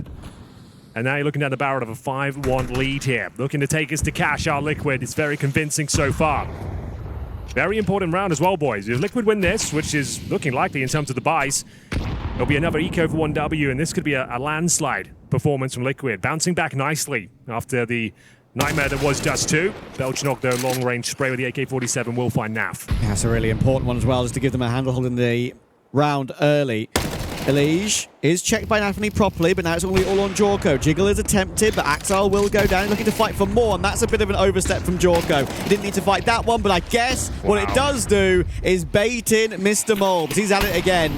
Big double kill. Art Frost all alone, getting naded to smithereens right now, and Morbs will get another big multi. 3 for him, 8 on the board, and Liquid on CT Anubis are already up 5-1. And we're getting heroes this time. Now Liquid have their heroes. Elige looked good to start. Malves with these multi-kills. This is the star power that this Liquid is supposed to have. The first map was more the anomaly than the rule. Well, it's certainly exciting. Malves firing on all cylinders here. Every swing just seems so well calculated. Converts upon the opportunity. Another double spray for him. And a partial buy for 1W. We said if they pick up that previous round, the floodgates really could open for Liquid. Great first half already. See if they can keep going. It's going to be Artfrost in the AK-47, not known to be a rifler. See whether he can deliver the goods, though. Belchanok will have to make do with Glock, no armor, so he's going to have to be the human flashbang thrown in there. Jorka to open things up, that smoke gets popped, and he will take down in-game leader Nafany. Yeah, they're not missing details. Blew the smoke at the same time they did a flash. And Elige wants even more than that, gets his hands on an AK, and Jorko's still behind him to back him up. So there he is, no problems here for Liquid. That AK will get dropped, but that's the only casualty in the round. Will be salvaged by Malbs. There is a lot of weaponry here for Liquid. They get the pick of the litter. Beautifully done. Beautifully done. Some updates on the bracket section of death. Here we go. Of course, on this side of the last chance qualifier. Focus versus Ascend. Winner of that plays winner of this. Ascend, the Bulgarian boys, have taken map 1 13-4. Red Star and Han, often the two powerhouses on that team, and they're looking very good today. BCG, map 1 over OG 13-8. 100 Thieves, map 1 over Infinite 13-5. It's going as expected on that side at the moment. Well, maybe this is unexpected, given how this game's been going. 2 entries here for 1W. A bit of aggression into the canals, and it did not work. I think the only thing I'm worried about for Liquid for the remainder of this half is simply if 1W play with more tempo, but if Malbs just keeps getting multi-kills, it might not matter. He wanted to get out, but he could have just fought for longer there. He was looking so sharp. I feel like he could have just stood and continued to fight. Didn't want to overstay his welcome. Oh, but maybe JT can continue to fight back in that same position. Jorko. We're back. Easy reface into a B main, and now Fame. He might have a full belt of util and the bomb and a minute on the clock, but he's got to find both JT and Jorko. Definitely enough time to work with here. Botman is back. CT's using the buddy system here, trying to get a bit of information by pushing B main. Do they continue the probe and go towards middle or fall back through dark? Fame found his avenue of approach. Mid-double doors, presumably heading towards A, but Temple also very viable. They're coming behind him now. They can smell his scent, hunting him down. And he does go in towards A. Yeah, tracking and tracing. If Fame can get this bomb down comfortably and doesn't overthink it and try and fake it, if there's A main presence or something, then maybe there's a chance. But again, just look how quickly Jorko and JT are going to be here. Fame is checking everything. That's the issue. With 15 seconds left, it's probably Molly main, right-click smoke on the site to plant, but no, now he knows he's being pressured. There's no chance he can do anything about this. He now knows what's going on, and they're just going to leap at him. And it's like, as you said, Henry, Liquid could smell him. Damn. It was looking so promising there, 1W. Fending off the initial aggression there. Felt like the round was going to fall apart, but then Malbs MD stepping up to the plate. A beautiful double kill. As you mentioned, could have got a third as well. Opted to fall back. JT salvaged the lost frag. And then the 2 versus 1 working out very nicely, as mentioned, using that buddy system. Hunting him down. Denying the plan once more. And we've gone 7-1. A CT side of Anubis like this, I don't think you can recover if you're 1W. This is too much. I just think as well, I mean, you crumbling these situations where you're getting these big advantages, whether it's a 4-on-2, this time it was a 5-on-3 here for 1W, and all it takes is Malbs being a little active for the whole round to fall apart. So for all the great calling and how collective 1W were on Dust 2, this Anubis is just far more fractured. Has to be another partial buy with no plan, I'm afraid. Lost bonuses there, but it can only really pull together some Deagle, Sec 9s, and a Scout for Artfrost. Very different looking map here compared to Dust 2. Jorko bravely challenging in towards that canal position. Does get taken down eventually here, but Nav should be able to mow them down, which he absolutely does. Looking for his 3rd kill of the round. Axel, though, with the AWP. Needs to be careful, don't give too much away. Naf will just use the pill up to defend himself. Should be absolutely fine here. Should be in the operative word. And it is all under control. Sure, a little bit closer than they would like, but 8 on the board here on the CT side of Anubis. Cash just feels completely locked in at this point. That was a bit of a shame there for Axel. He was forced into taking that fight as well because the HE was going to kill him. He survived on 2 HP just by taking 1 step to the right. Yeah, Jorko's being incredibly bold, isn't he, with how aggressive he's going in for secondary picks. I mean, there he was tagged down to, what, 28 HP by the molly, and against a buy which he doesn't need to, feel the need to pop off on, he tries to reface not once but twice. Fair play. That's the maybe moves that he feels like he needs to make to get his team back into the series. Hey, I mean, he was doing those types of moves on Dust 2 as well, but he was just getting punished for it. Oh, look at this, look at this. Very quick mid-push from JT, but Nafany holds on this time. Well, a change up there from Liquid. Being 8-1 in front, you can often say, if it ain't broke, don't fix it. But you can also say, we've got rounds to play with now. Let's be unpredictable. This time doesn't work as well. They've been fighting for early map control pretty much this whole half. It's just mainly been Canals focused. This time, yeah, a small change just to get down middle. I do love when teams remain active even from ahead. They have to force the opponent to make the adaptation. You earn respect. It is not given. Still, this round up in the air. Belchinok guarantees that kill. High-value target finds Malb's MD. That surely is enough to get their second on the board here. Lord knows they need it. Jorko and Naf to defend. Naf being very active, top of middle. Tracking once again. It will be Jorko, though, tested by the looks of things. We talked about this idea of Nafany working the extremities while his teammates get ready to pound some bomb sites. Naf wants to go for the big play. He knows one won't do at this point. Yeah, it's all down to Jorko, and if he rotates off that, it could be a problem. But again, I wonder if you're overthinking this. They might overcook. Overcook times 2. They're going back to the B bomb site, and Naf's position is going to be so solid here. 15 seconds, they're going all the way through. Not even everyone's going. I know, and look, Jorko, he's not in the scene yet, but Naf is going to get a free kill. He can delay it. Bomb on the floor, 7 seconds left. Can they get anywhere near it? Molly on top of it as well. Oh, Nafany just about gets it down behind the site. 3v2. Panic averted, but Jorko now has a say. Coming in from CT. He's got Nafany on his close left. Axel and Artfrost trying to figure out where they want to play, where they want to hold. In toward E-Box, but there goes Jorko. Nade to break the smoke for Naf to try and force the issue. It works to perfection. Jorko gets one more. It's all down to Axel. He's one bullet from death. Surely he can't pull this one off. Nade is available, but that will not kill Jorko in one go. It doesn't even get anywhere near him. It's a full 10-second defuse for Jorko. Naf is going to hold on, and 1W have caught themselves all over again. I feel like it's only fair. I did it to Liquid the first map, but get him gone. Get us out of this map, man. What are 1W doing? What a diabolical round. I can't believe it. Stop overcooking, boys. You had a 4-on-2. Did you not learn your lesson? Like, sure, you want to make the most efficient and calculated play, but you've got 30 seconds again. You're trying to vacate one side of the map to the other and scramble to get a bomb down when you have no intel towards B main, which is a very common position in those sort of scenarios. That's so disappointing for 1W. Nafany needs to stop trying to overthink these ones and go for the big brain plays. Just stick together and trade out kills. That's all you had to do there. Yeah, it is painful. It is definitely painful. They still could have won as well, though, even the 3v2, but couldn't hold on to that either. Nightmare. Yeah, get us out of here. I agree. Crazy. At least we get to see Cash, you know? Oh, yeah. That is going to be real fun. I'm yet to commentate that map. Really? Yeah. Oh, hell yeah. This is going to be a barn burner, I reckon. Especially with these two teams, with the amount of individual ability we've got on the server this afternoon.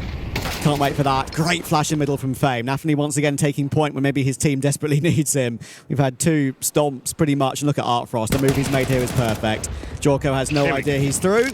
3v2, bomb plant could come through, and this time, with Nafany's position, you'd think they can hold on well, but he's spamming the smoke a bit much there, it has to be said. I like this. Naf pushing through, Fame holds on. Thankfully, they'll posture together there, Fame and Artfrost, and now it's all down to JT. Can the captain get a crazy 10th? Or Fame caught looking the wrong way? Not again. Not again, 1W. Thankfully, Artfrost is on the line, but again, it's squeaky. They just nothing is simple. You know, even the risk that Artfrost takes, solo walking through A main with the bomb to flank camera, that is a bit of a risk that he takes. But it coming down to the final kills here, Artfrost starts and finishes the job.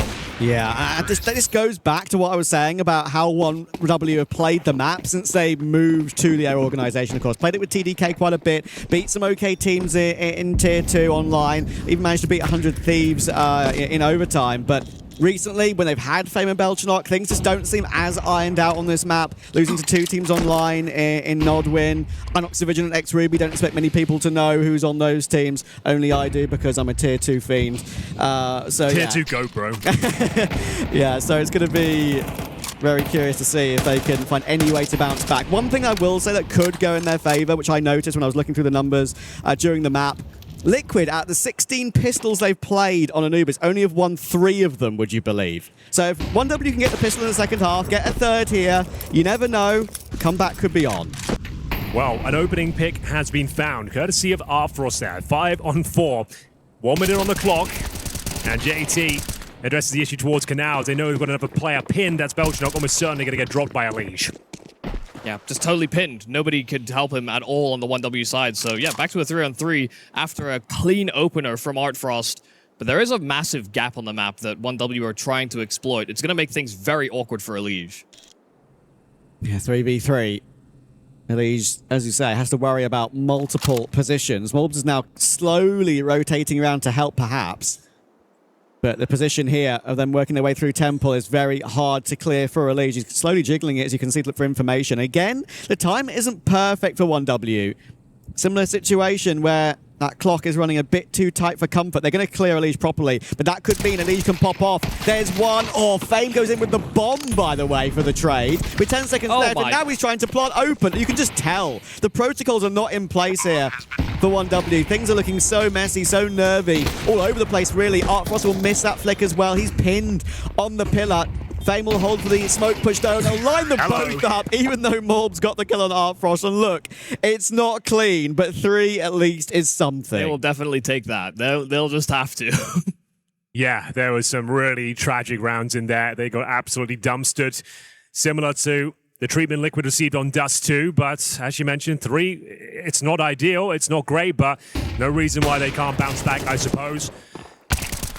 Really great game from Elige and Naf, especially. Naf finding his form was super exciting. He looked like he was playing with conviction there. He had those big Malbs multi-kills as well. True, yeah. We're getting the star power. It's really nice to see. But, you know, by comparison, saying for Dust 2, it's not like Liquid made massive errors. I feel like 1W, this map has been riddled with them. That's a good point. Yeah. Let's get into it then.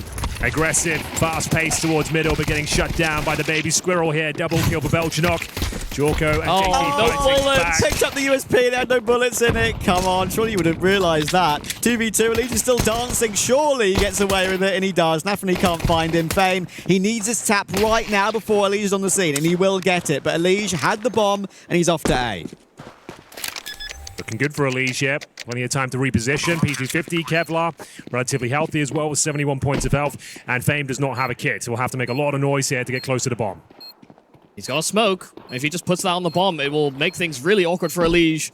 But it will be a 10-second defuse. Could just be enough to bait him out. No, just turning the wrong way. Didn't know where Elige had gone off to. So it is a pistol that falls the way of Liquid. They just keep on striking in with successes. A rare one. Another one to take. He's back on the black mouse now. Does he change it after the pistol round? Let's keep on this camera for a second. Let's see when it does come out. I think he's got 3 mice there, guys. Did you see that? I saw a third mouse. Placebo final boss we've got over here. That's wild. I think he actually has 3 mice. He has map-specific mice, perhaps. That is a new one for me. I've never heard of anyone doing admins. I just need to switch to my Anubis mouse. Yeah. Give me a moment. Triple HE set up here for 1W. 5 players in towards A. Where do these nades go? It's towards A main by looks of things. They'll wait for a prompt, it seems. I will say as well, would you be that critical of Elige if he's putting up big numbers? And, oh, no. you know? It's just strange. I've never seen it done before. No, me either. He can do whatever he likes. Maybe they've got different, like, skates and stuff for different temperatures. Who knows? We're going technical That's right advanced level peripheral care. Well, look, if there's anyone who'd do it, I feel like it would be Elige. Yeah, I suppose. At least I like that there is some risk being taken, but only on the extremities lurker for Liquid, just to get some information. Naf clearing things out towards B. He's not actually taking the plunge just yet, because his team are just taking their time in middle. But there is no lack of commitment. Not like 1W. Liquid find another open bomb site. Yeah, no problem here. Right, Travis, while we're waiting for this one, give me some cash intel. Tell me like what the numbers are for cash, what the teams they've played, they had any upsets, any promising victories. They've been dabbling, right? At the moment, Cash does feel like it's a map that lots of teams dabble in at the moment and don't really pick straight up. There's no main favorite that goes to it every single time it's available. Yeah.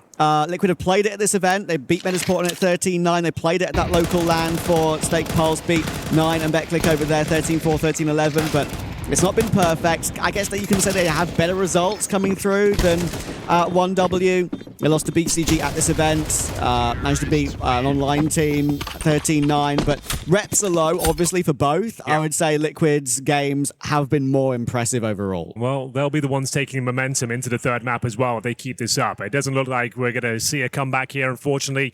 The full eco and the nades don't really do anything, but they will be buying up. Last chance saloon here, the last chance qualifier, at least in this best of 3. We'll see whether they can recover this huge deficit, which is incredibly unlikely.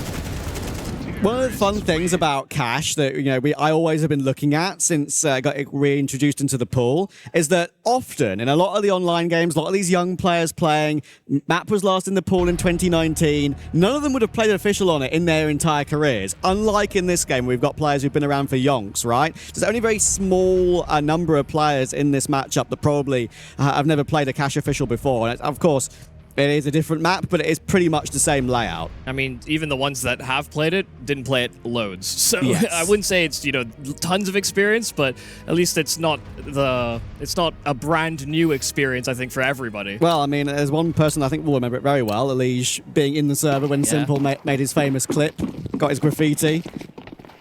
Incredible times back then. The unfortunate truth, though, is that there are so many tournaments that have, best of ones, opening rounds that just we don't actually get as much cash as we'd like. All right, 1W, you've got your buyout here. Unfortunately, lacking the Art Frost AWP, but they need to find a way to win it. Setup here is okay. Nafny gets away with a 1-for-1, and Axel does hold on for both. There we go. That's more we want to see from him. He had a great map 1. And he's going to need to do a lot more of that on Anubis to get them back into the game. Naf is creeping in here, and timing for Belchenok isn't too good. JT's making tons of noise, though, and even though it will bait them into Naf, the issue is that is the bomb dropped in the canal. And in a 3v1 for 1W, you'd expect this to be totally fine. Naf would love a big play to shout about, though. We've seen some fumbles from 1W. There's the information that he's picked it up and has gone back to the site to get it planted, but he doesn't know that they're so close to him. Not a clue. Tagged up to 54, somehow still alive, and Art Frost will put him down. So there is that first CT gun round that had to be won. It will be won. Yeah, I mean, there was definitely a part of his mind that thought, they'll rush me down on the tap. I mean, he knew he had to commit so far out of the bomb site that they could take ground back, but yeah, very tough clutch to win, and just a nice setup for 1W. The fact they had that first layer to meet them inside of main, and then there was 2 more behind him when they tried to break past the smoke. So, that could be the start of something here. It could be. It would take a lot more than that came from. But for now, you're up against a force buy, and Mac 10's leaping in, trying to find a timing, trying to thread that needle. Hasn't worked out. Nice idea. Got plenty of rounds to work with here if you're Liquid, but unfortunately, unable to find any sort of space or a bomb plant. JT sneaking around middle. Axel seems to be aware of that prospect, but he has slipped the nets, boys. There is a chance of maybe causing a bit of a ruckus, but Nafany is patrolling the gap. Yeah, it's just the fact that they have the bomb, so they've bunkered down on that B bomb site, and yeah, JT is accounted for, so no harm, no foul. Great timing on that Fame flash. They were just about to accelerate into the B bomb site, and they just all get caught by it inside of main. Well, not really much to discuss here. Naf, 0 chance of winning it. No bomb, no health. 5 versus 1. See if he can hold on. That was a force buy as well, so money's going to be somewhat compromised going forward. Jorko saving his cash for the AWP going forward. But a chance for 1W to slowly but surely get back into this one. Build the confidence back up, because bear in mind, Cash, that's another Fraggers map, similar vein to Dust 2. Yep. Hey, if we get there. If we get there, that's a good point, Yumi. I may be counting my chickens before they hatch. I think that's the expression, isn't it? Let's see, though. Naf. And Nafany. Locking horns. 11-5. Progress on the CT side. Can they keep it running? Can they force Liquid into some more mistakes? You see here the original rush toward B. Elige, unfortunately, and Jorko lining up, meaning that team kill is caught. Of course, that gives Elige a little bit less money. And on this full eco, I can give you a fill-in on the other games. I mentioned the bracket of death, right? At this last chance qualifier. We've got plenty of other games that are going on in this round of 32, and other portions of the bracket, of course. Saw bringing the boys back from Portugal, some of their OG players. They are 39 map 1 over K27, and K27 have been very solid lately, so that could be a great opportunity for Saw. And that is a great example of a team that basically had no VRS points before this tournament. Like, this is going to be a massive injection from them if they're able to even get this one BO3-1 as Axile clears up the eco. We've got Sinners getting map 1, 19-17 over Eyeballers. Heroic are a map and a few rounds up on Astral. Fnatic are a map and 3-2 up on Fluxo. VP well on their way to the following round. 9-4 up in map 2 over Sashi after winning map 1. BetClick, similar situation, in fact the exact same scoreline. Gen 1 and Echo. Echo, the ex-Tricked Core, the Danish team. Gen 1 a map up in that one. That's going to be really big for Gen 1. We'll finish that when we get through these rounds. Indeed. I think there's so many scorelines and there's so many teams we want to talk about, but I still want to see whether or not Liquid choke this map. Well, look, they were 12-3 up the other day and I got pegged back to 12-10, I think. wasn't even considering that as an option. Now you've put a fear in my head. Are they even Liquid if they don't choke from time to time? True. I mean, you raise an interesting point. We'll see who gets the opening kill here. JT trying to get them over the line, at least to get map points. 5-on-3 to kick things off. A Fame will claw one back. Takes down Naf. Damage done to a few of the teams as well, but Jorko pretty much guarantees the round there. A bomb site wide open. It's just down to the likes of Fame and Arfrost to hold them off. There's nowhere to be seen. They're making their way through the canals now, but by the time they get there, the bomb will be down and they'll already consider it. So maybe they will just close things out. You'd love to see that. Maybe I'm the one jumping the gun. I'm thinking about the worst case scenario. That certainly would be it. After that first half performance on the CT side to fumble this game, I don't even want to think about it. What a great map we've seen here from Elige and Jorko. Jorko in particular. He was the one really trying to take point on that CT side on D2, trying to get opening picks, trying to make moves. And here, 18 and 10. So many important mid-round frags. Going very aggressive for them as well, looking very confident. Artfrost trying desperately to save his AWP. 360 will not get it done, I'm afraid. And Liquid will hit that magic number of 12. May as well hit a highlight reel if you're going to try and save, I guess. 6 to go. Or 6 opportunities.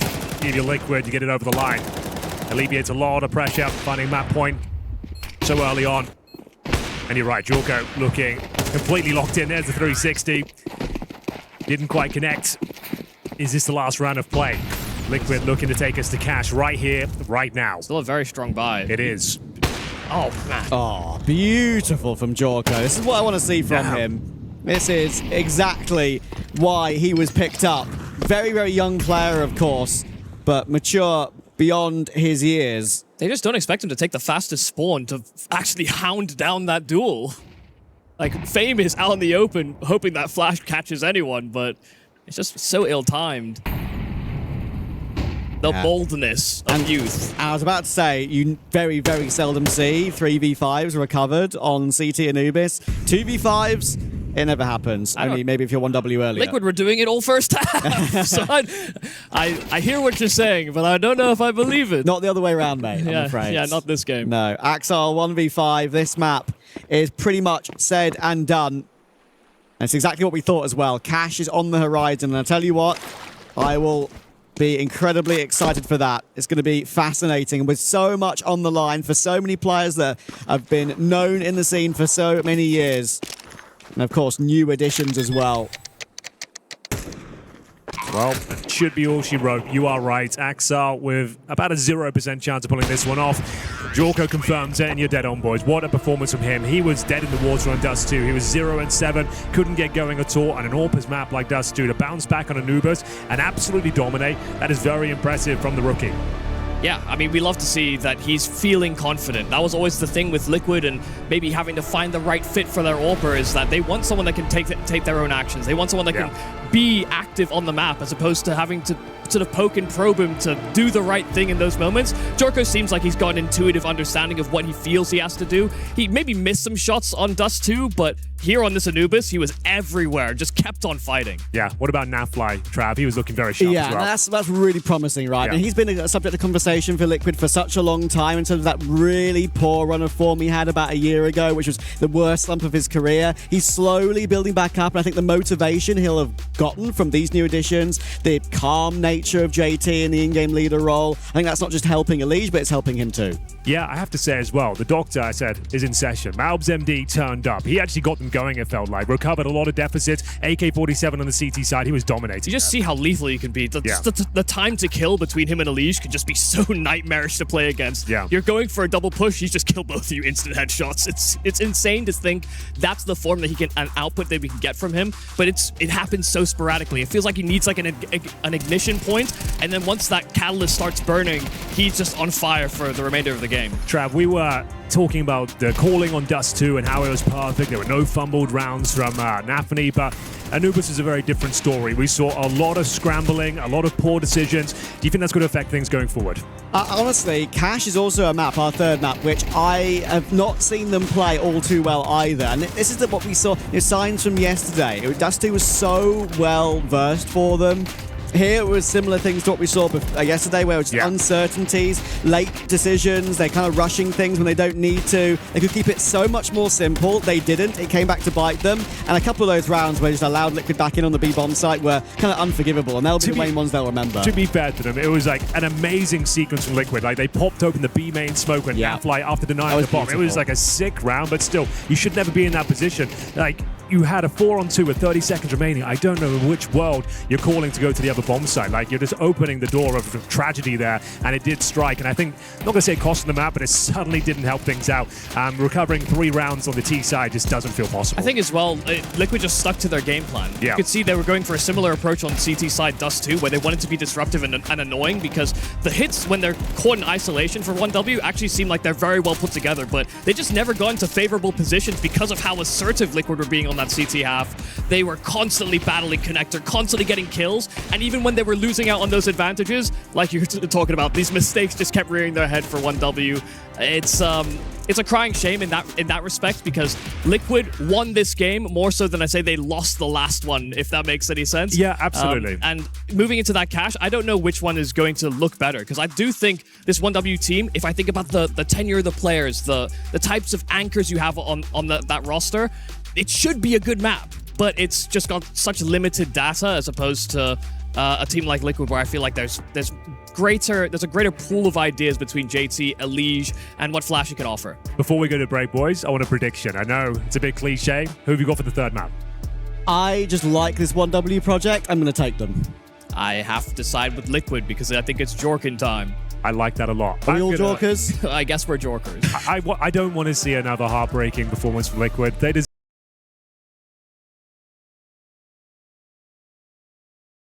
We're heading towards either A or a mid boost here, as 1W will be sending 3 players up. Yeah, 2 sets of smokes and very fast overboost, in fact, and it's completely open. There's no one on Liquid that gets that information, but they're going for a forward push through B main. It's 3 that are committing to this duel. It's Axile that goes back to check and just gets clotheslined immediately. In fact, Nafany can't even react, and that's the bomb drop back T main. Oh, that's beautiful. That couldn't have been better. Liquid take that space, as you say. It makes a big difference. Elige will deal with Fame easily. He knows where Belchenok is as well. Eventually will get taken down, but is it too little, too late? With that bomb in that position, JT's in a great position himself. Does get found, though, and JT fought that one, you could argue, a little bit more solo, but Jorko's got Artfrost dead to rights. Easy pre-fire in the corner. Belchenok, 1v3. He's going to get all 5 all by himself, and even with a minute on the clock, look at how Liquid are circling that C4. You even got a player way back in CT spawn. Naf is in that position, just waiting and biding his time. Yeah, dude. How often do you have 3 CTs like T-side just guarding T main? Those shots from JT, though, spectacular. Second in particular. Yeah, really crisp. Single-handedly destroys them, finds that bomb. 30-second in. Not impossible necessarily, Belchenok, but these shots need to start connecting. He's got a real chance now. 25 seconds is the problem. Isolating the duels and bringing it down to a 1v1. This could be a massive blunder for Liquid. Surely not. Surely not. Naf is walking back round the corner to a different position. 17 seconds, going to have to press the issue. And yes, he knows he can only body spam him, and it's easy that way. But still, again, a little bit too squeaky for Liquid, but they won't care. They can forget all about it now. They've won the pistol. It was a bit weird with Naf being so deep in T-spawn. He actually never got his chance to help his teammates on any of these duels. That's what really forced him, I think, out of his spot and dislodged him. But also, yeah, just the clock was really what was rotting away at this round for 1W.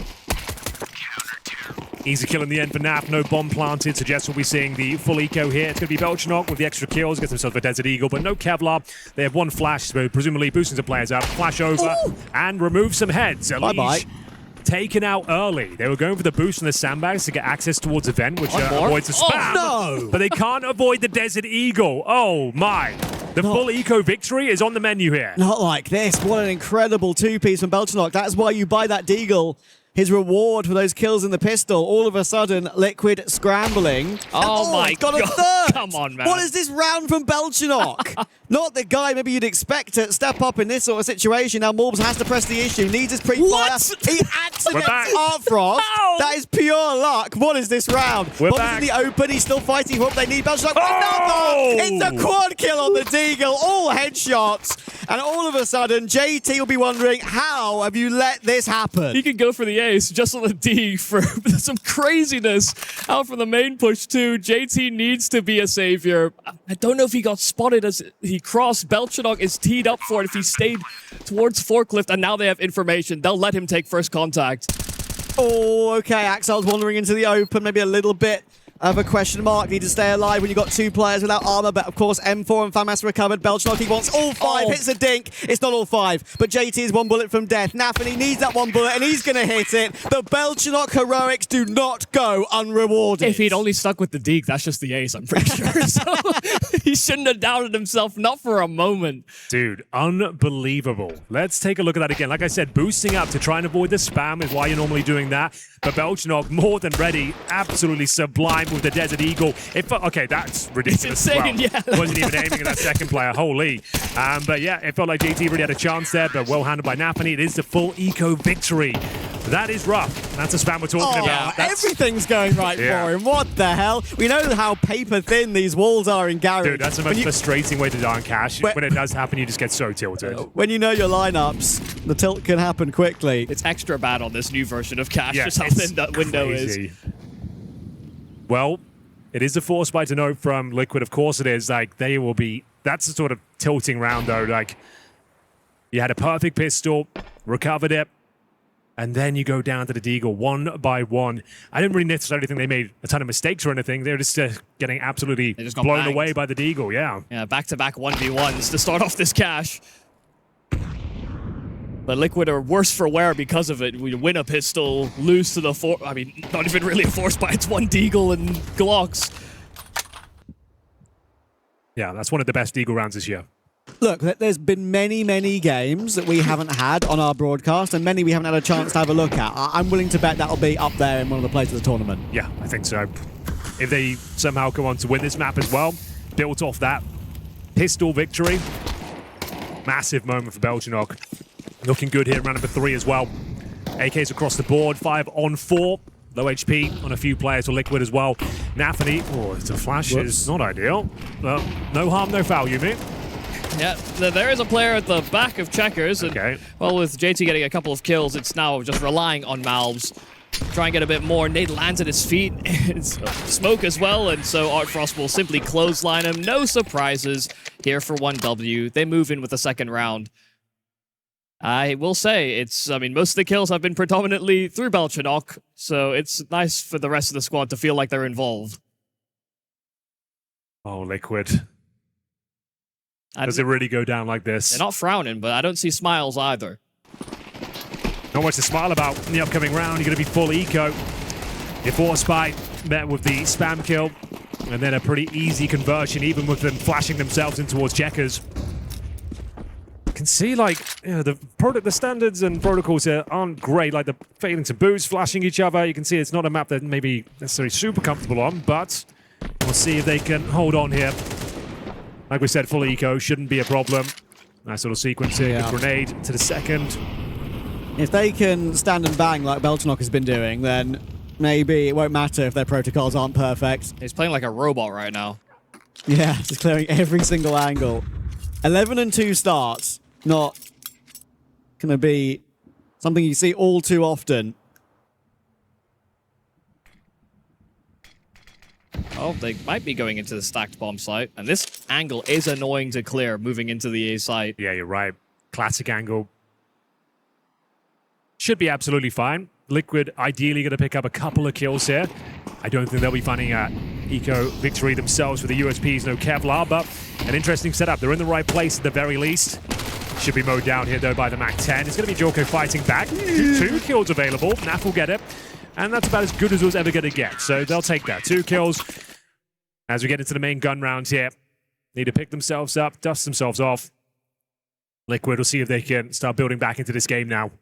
Funny, just building so fast for 1W, though, because they only went with a Deagle round. They win that round, and then it's just, reinforced their economy.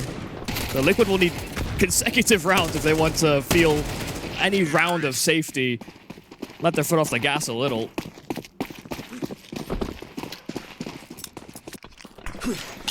Yeah, absolutely insane way to start this them up decider with so much on the line, of course, as well. Reminder, this is single elimination. If Liquid lose, they are out of the Esports World Cup. Axel holds on in his B main anchor role in the default. Look at Nafny charging through. Artfrost will find it. Elige is not prepared for. So Nafny will go down, and actually this trade is very aggressive from Belchenok, but when you're feeling as confident as he is, he's willing to take more 1v1s, and very, very simple for 1W. They're going to take B. Really nice mid-take. Like you said, it's simple. They just get the smoke down towards Z. Molotov at the highway there. 2 players swinging out, trying to isolate the jewels. No one home. Fast speed split. This is textbook cash, and it works out very, very nicely indeed. It's because it's so fast-paced. That's maybe why they don't realize that there should be a third player on that B-bomb site, because the nade came from heaven, but they were double pushing past the smoke. So it's one of those things where it's a slight oversight, but they... Oh, I'm starting to hear some vuvuzelas, boys. The party's starting. Let's go. Maybe that means Liquid are going to be more locked in. Yeah, they need it. The fandom. The drums started banging during the second match. I think that's the PUBG stage. Yeah, Jackie's working that. He was telling me they've got vuvuzelas and drums. So yeah, I think they're at their final day as well. Yeah, we've got good luck to them. Loads of esports going on around this expo, and of course it's kind of crazy with the Counter-Strike LCQ right behind us. We just incrementally hear yells from nearly every single team with the hype going on and how important it is to everyone. We're also sharing the stage with some Rocket League LCQs. I believe so. Yeah. I don't think those guys are shouting quite as much as we are. Probably not. Goal! So, Liquid finding themselves in a spot of bother here, boys. If you're just joining us, we've been updating you on the format all day long. 32 teams, 4 of which will be going to the main event next week. If you lose one single best of 3, you are out. Single elimination. You need to win 3 best of 3s to make it all the way through. Tall order. Test of mental fortitude. Tenacity. See whether this same approach again. Z smoked. Highway Molotov to no one home at close range. It's such a nice little way to take middle. You can see Liquid trying to take that space back, but they've got a compromise set up here. It's not a force buy to know. They've got that UMP, a couple of M4s, and well, there's UMP doing God's work out there. It's Elite to open things up, Jorko to join him, and finally in a winning position here. Yeah, too much for Axel to deal with as well when he gets double swung like that. So finally something to work with for Liquid. There's Jorko again, not just on the rifle, or on the AWP, sorry, on the rifle as well. Artfrost 1v4, and this is the first mini error from 1W here. Sure, it's a buy that was dangerous, but it's one they would have thought they could win and should win. I feel like it's just early setup feels so right, the same way that the previous round went for 1W, where simple mid take, they're able to get themselves out, but this time they try and alter their route and they fall into a double like high-low setup on highway. So yeah, I mean, really nicely constructed from Liquid, not deterring from the way they like to set up in these rounds and leveraging the fact that Elise is on that UMP to play close. Getting the update, the Heroic and 100 Thieves are now through to the round of 16. If I'm not mistaken, Travis? Yes, sir. Good to see them through. Yeah, both teams we want there. Exactly. Sure. Exactly. That's what we want. On our bottom sort of really group of death at the bottom of the bracket, BCG 10-8 over OG as well. And Belchenok, he just keeps going. He just keeps going, and he just doesn't stop either. It's not like he's going and hitting a brick wall. He's knocking that brick wall down like he's a bulldozer.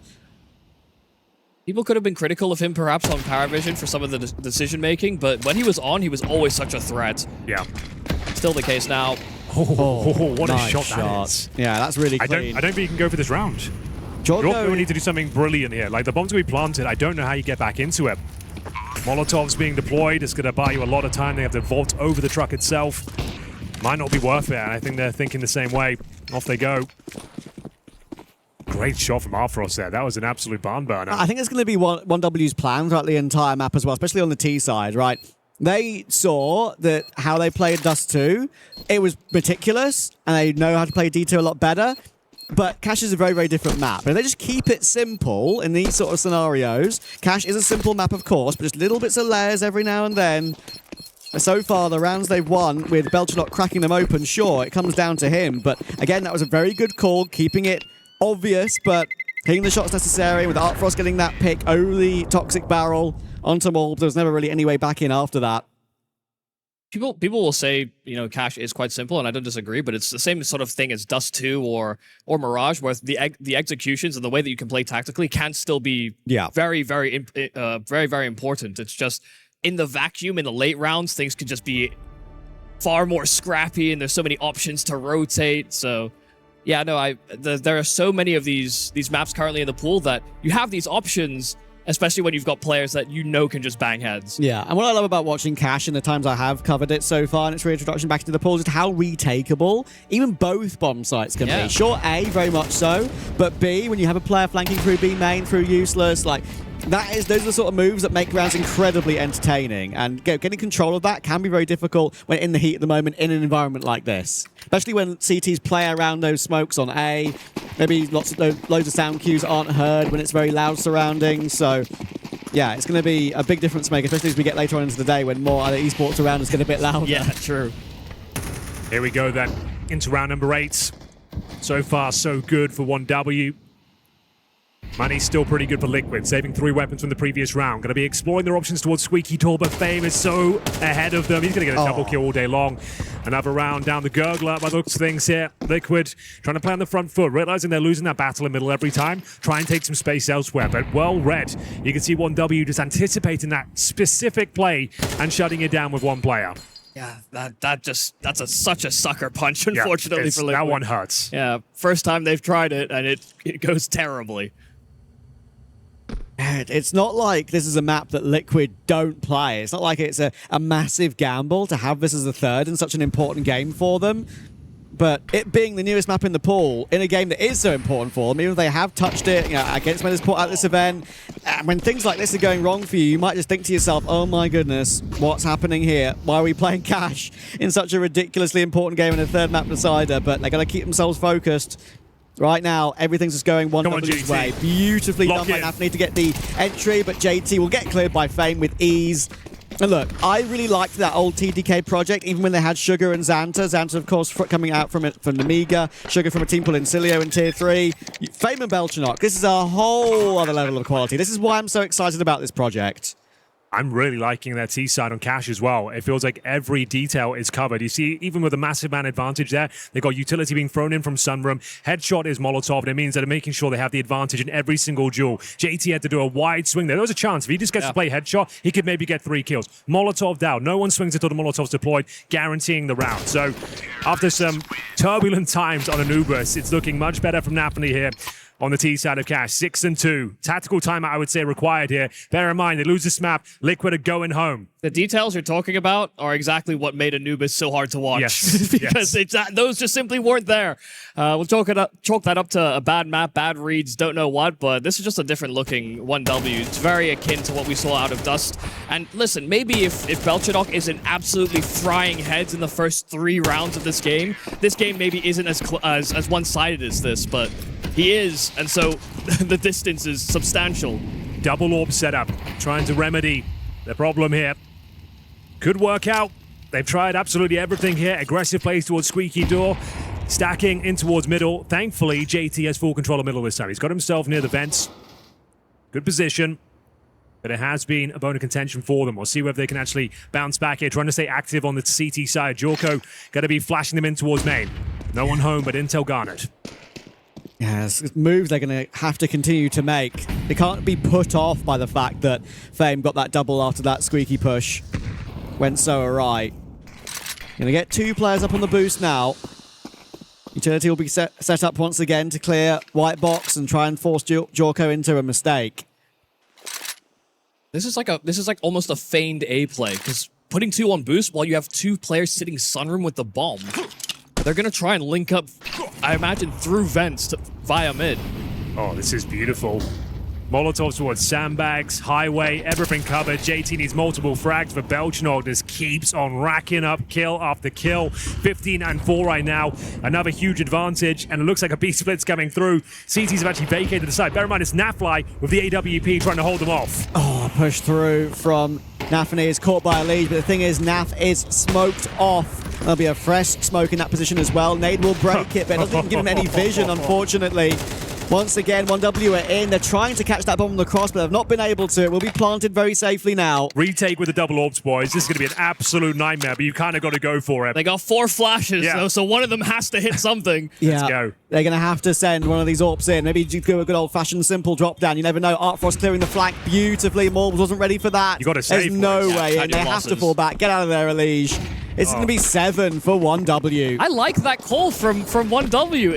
It's a feigned A split that they have this highway smoke down for late, and then Liquid just keep 3 on A as a result. Like, Naf just gets totally isolated, and he has to play safer because he's on that AWP. He knows he has to have fallback paths. Man. Trying to change the stance up with the double orbs, but it comes back to bite them, unfortunately. A beautiful T side here from 1W. Can they keep it up? Keep the pressure applied. Thankfully, saving a lot of weapons here. There hasn't been many ecos for Liquid. Just getting pulled around the map, unable to hold them off a middle. Can't fend off those B splits. It seems like everything's going wrong here. Is there another tactical timeout? It looks like that might be the case. Flashy looking to get stuck in with the boys. But this would be a real disappointment for Liquid. I would say one of the absolute favorites to be in the conversation for the top 4 in the qualifier. Yeah, Absolutely. People, I think, would give 1W a bit more time. For Liquid, expectations are always set very high very quickly. Well, if you want to play in one of the most prestigious organizations in esports, it comes with pressure. Of course. Absolutely. Let me tell you. And that is a privilege to most. First-hand experience.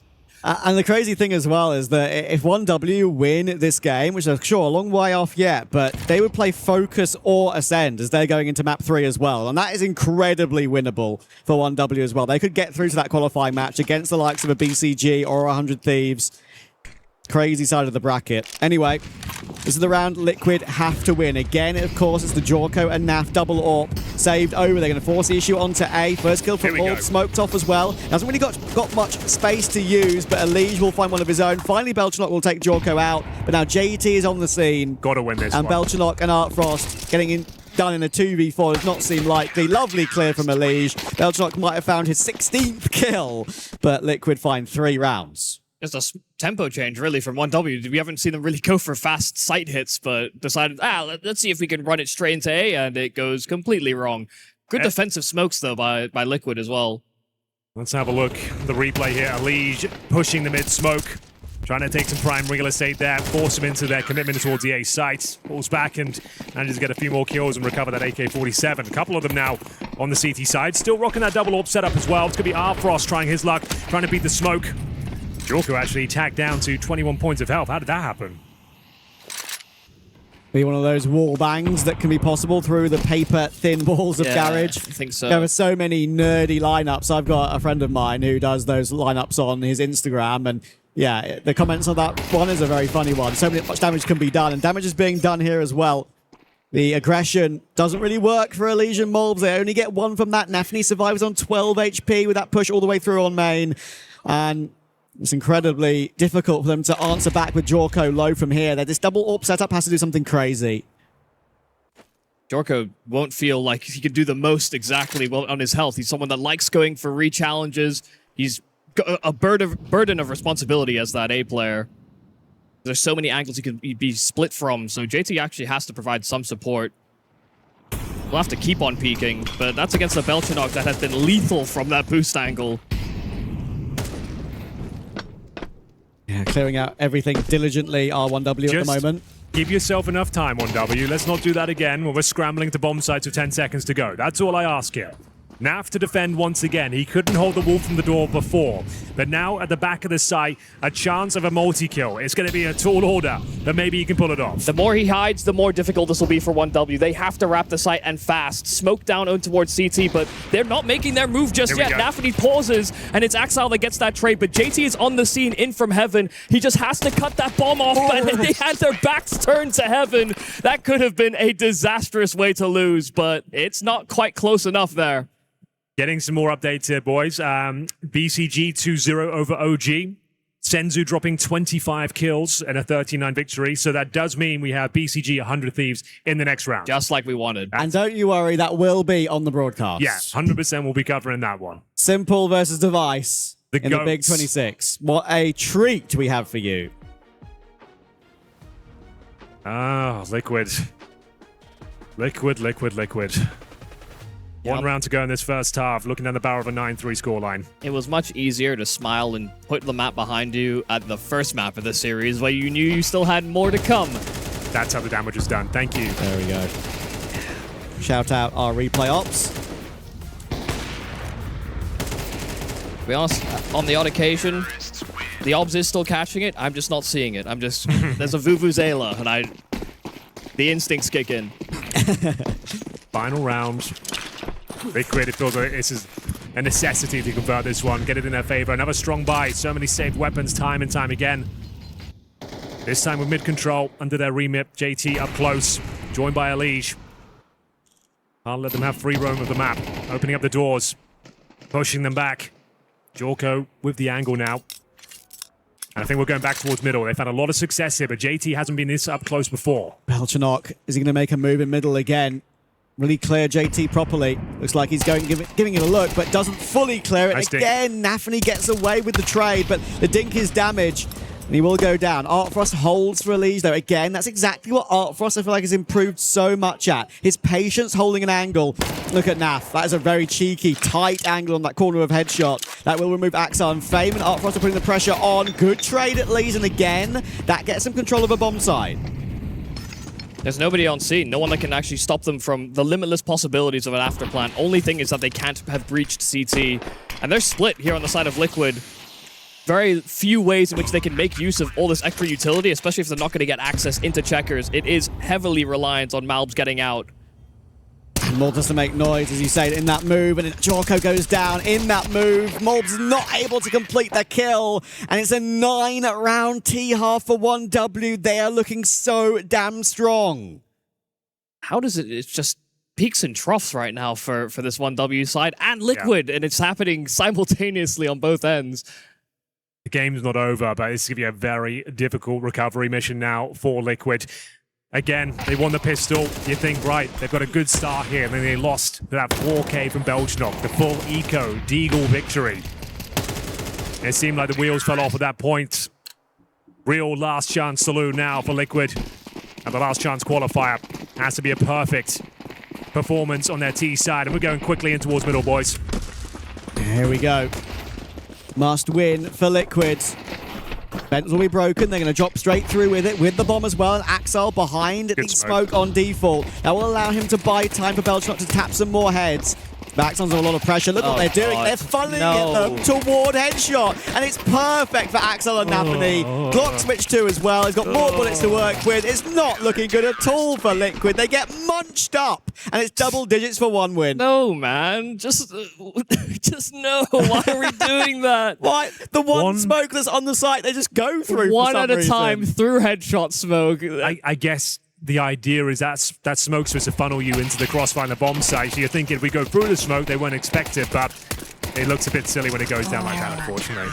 That's just so rough, because if there was an extra rotate from CT as well, you know, if they're also breaching into headshot the same path. That's a bitter pill to swallow for Liquid.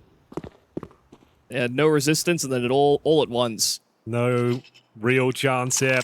Well, to be fair, say that. Belchanok managed to get 4 kills in this particular round in the first half. Your turn, Malbs. We know he's known for his dig, but it would be something absolutely ridiculous. Axel and Belchenok, I really like this sort of anti-eco setup as well. One player up, one player down. Just have a crossfire, vertical crossfire. That should make it very difficult to break their way in. Bomb is now in tow as well with JT. They're all going to go for this push through B main. Given it 0% chance that they win this round with this high-low setup they've got. It's actually a really nice little setup, isn't it? Perfect for an anti-eco. You've done enough already. They'll have to make the next move and run into your crosshairs one by one. Oh, Liquid. Feels like we might be done. We're going to have to now really present the perfect half. Pistol, an absolute nightmare for them. Second round, nothing really done. Touching distance of the round of 16 now for 1W. Looking like they are just in cruise control at this stage, looking to close this one out. What I find so good about this 1W team and the way they play on CT as well is that they like playing near bomb sites. I feel like with Liquid, they always want to play off of bomb sites and go for aggressive or pushes and really take the fight to you, but I don't think 1W ever feel like they have to make those types of moves necessarily. Right. They can fly a little blinder and be more confident in playing these two-man setups or hinging off of one another. Just a different approach, but it does feel more consistent, especially in this type of environment. Yeah, it really does make you wonder what different path the game would have taken if Belchenok didn't hit his crazy quad kill with that deagle. Oh yeah. It's just completely set 1W off and running. That broke the multiverse in this round. Or, I mean, to get 4 kills like that was absurd. Oh, I know. Should have been the ace. Yeah, pulled out the FAMAS on Fork and hit the headshot, hit the dink to allow Nafany to close the round. If it was the deagle, it would have been all 5. Would have been one for the history books. It maybe still is, honestly. Molly into all the vent will force Nafany back away into checkers. And 1W not giving them anything for free, even which is technically the bonus round here. It's only 1 MP9. Axel again playing back checkers, very good position to be, and Nafany can just play off his contact now. They know this is coming, boys. Belchenok with the incendiary from that headshot position. It works out well for Axel for a 1-for-1. They know the MP9's here. It's a good clear, though. Nice. And they've taken the bomb site a bit more easily this time. They've cleared every position. Incendiary won't do much. Headshot angle in pit played by Naf. Means that Fame can't kill him easily. And this is one back for Liquid. Step 1 on the ladder complete. Yeah, knowing is half the battle for 1W there because they had players in position to address that. They just simply couldn't get more than 1 kill. So, back checkers player felt like he had to activate given the util coming his way. And then the B-side players just simply didn't do enough. So, Crossfire breaks down. It's actually why I don't like that Crossfire angle within the B-bomb site. I actually see a lot of teams that seem that are quite adept at cash trying to play intentionally on the boost on that secondary box in the site. Just because the massive ventilation pipe actually saves you from a lot of the flashes, as well as getting spotted by initial contact. Well, there it is on the board now in the second half. Needed that desperately. Got to lock in now. Need a lot more that came from such a massive task ahead of them. Felt like there was a double kill available there for Axel. Alige keeps the dream alive, though. Fighting valiantly were Team Liquid there. Head above water for now. Rough buy for 1W as well. No helmets and lacking some kits. Yeah, I'll try and be ahead of the game. And looks like Liquid will move into A main for now. 1W 2 rounds away from joining Heroic, Fnatic, Apogee, Big, BCG, and 100 Thieves in the round of 16. Look at Fame on the front foot, but this time cleared by Morbs. And here we go. Morbs is here. Is it too little, too late? Artfrost need a big play. There's 1, there's 2, but not able to get the third. 2 is maximum really there for Artfrost. He's done all he can. But the round is over again unless we see a crazy tap over the top of a smoke from Belchenok or a nade. Does extra damage that allows the spam to complete the kill. 2v3 doesn't seem likely. Does Nafany tell Belchenok to save, though? He's 20-7, so if there was one guy you don't give instruction to in these types of moments, it's probably him, but maybe he's not feeling it himself. No one over-peaking on the side of Liquid, so the round will fizzle. Yeah, 5th round is good. I mean, this is one of those moments, though, where it was clear that Fame, he threw the flash back over to his teammate back red. They wanted to set up for this flash play into A, and it's not been, so far, the MO of Liquid to just full contact, fast timing, and first timing make their way into a bomb site. So, just get caught a little off guard by that. See, Fame was basically not reacting. Might have even just been looking down the line to make sure everyone was ready. Still looking okay for Liquid. Managing to build up some momentum themselves now. Malbs MD completely locked in. Alfrost, nice little sequence of the AWP, but not quite enough there. They'll save a couple of weapons. 3 pistols here on the 1W side. Liquid, these are the rounds you have to convert. Exactly. When you're this far behind, any slip up will just be fatal. Sure, you always feel like you have a chance when your opponents are on 11, no matter how far behind you are. You can afford one mistake. Exile is loud and proud about this push-through door. But he's getting a lot of info quick. They're going B quick, though, as well. And that is the main thing that should get Liquid over the line here. Axel does hold up his end of the bargain and get JT out of the round, but Nafny with his P250 needs to do something crazy. A random dive through the smoke is being watched by Naf.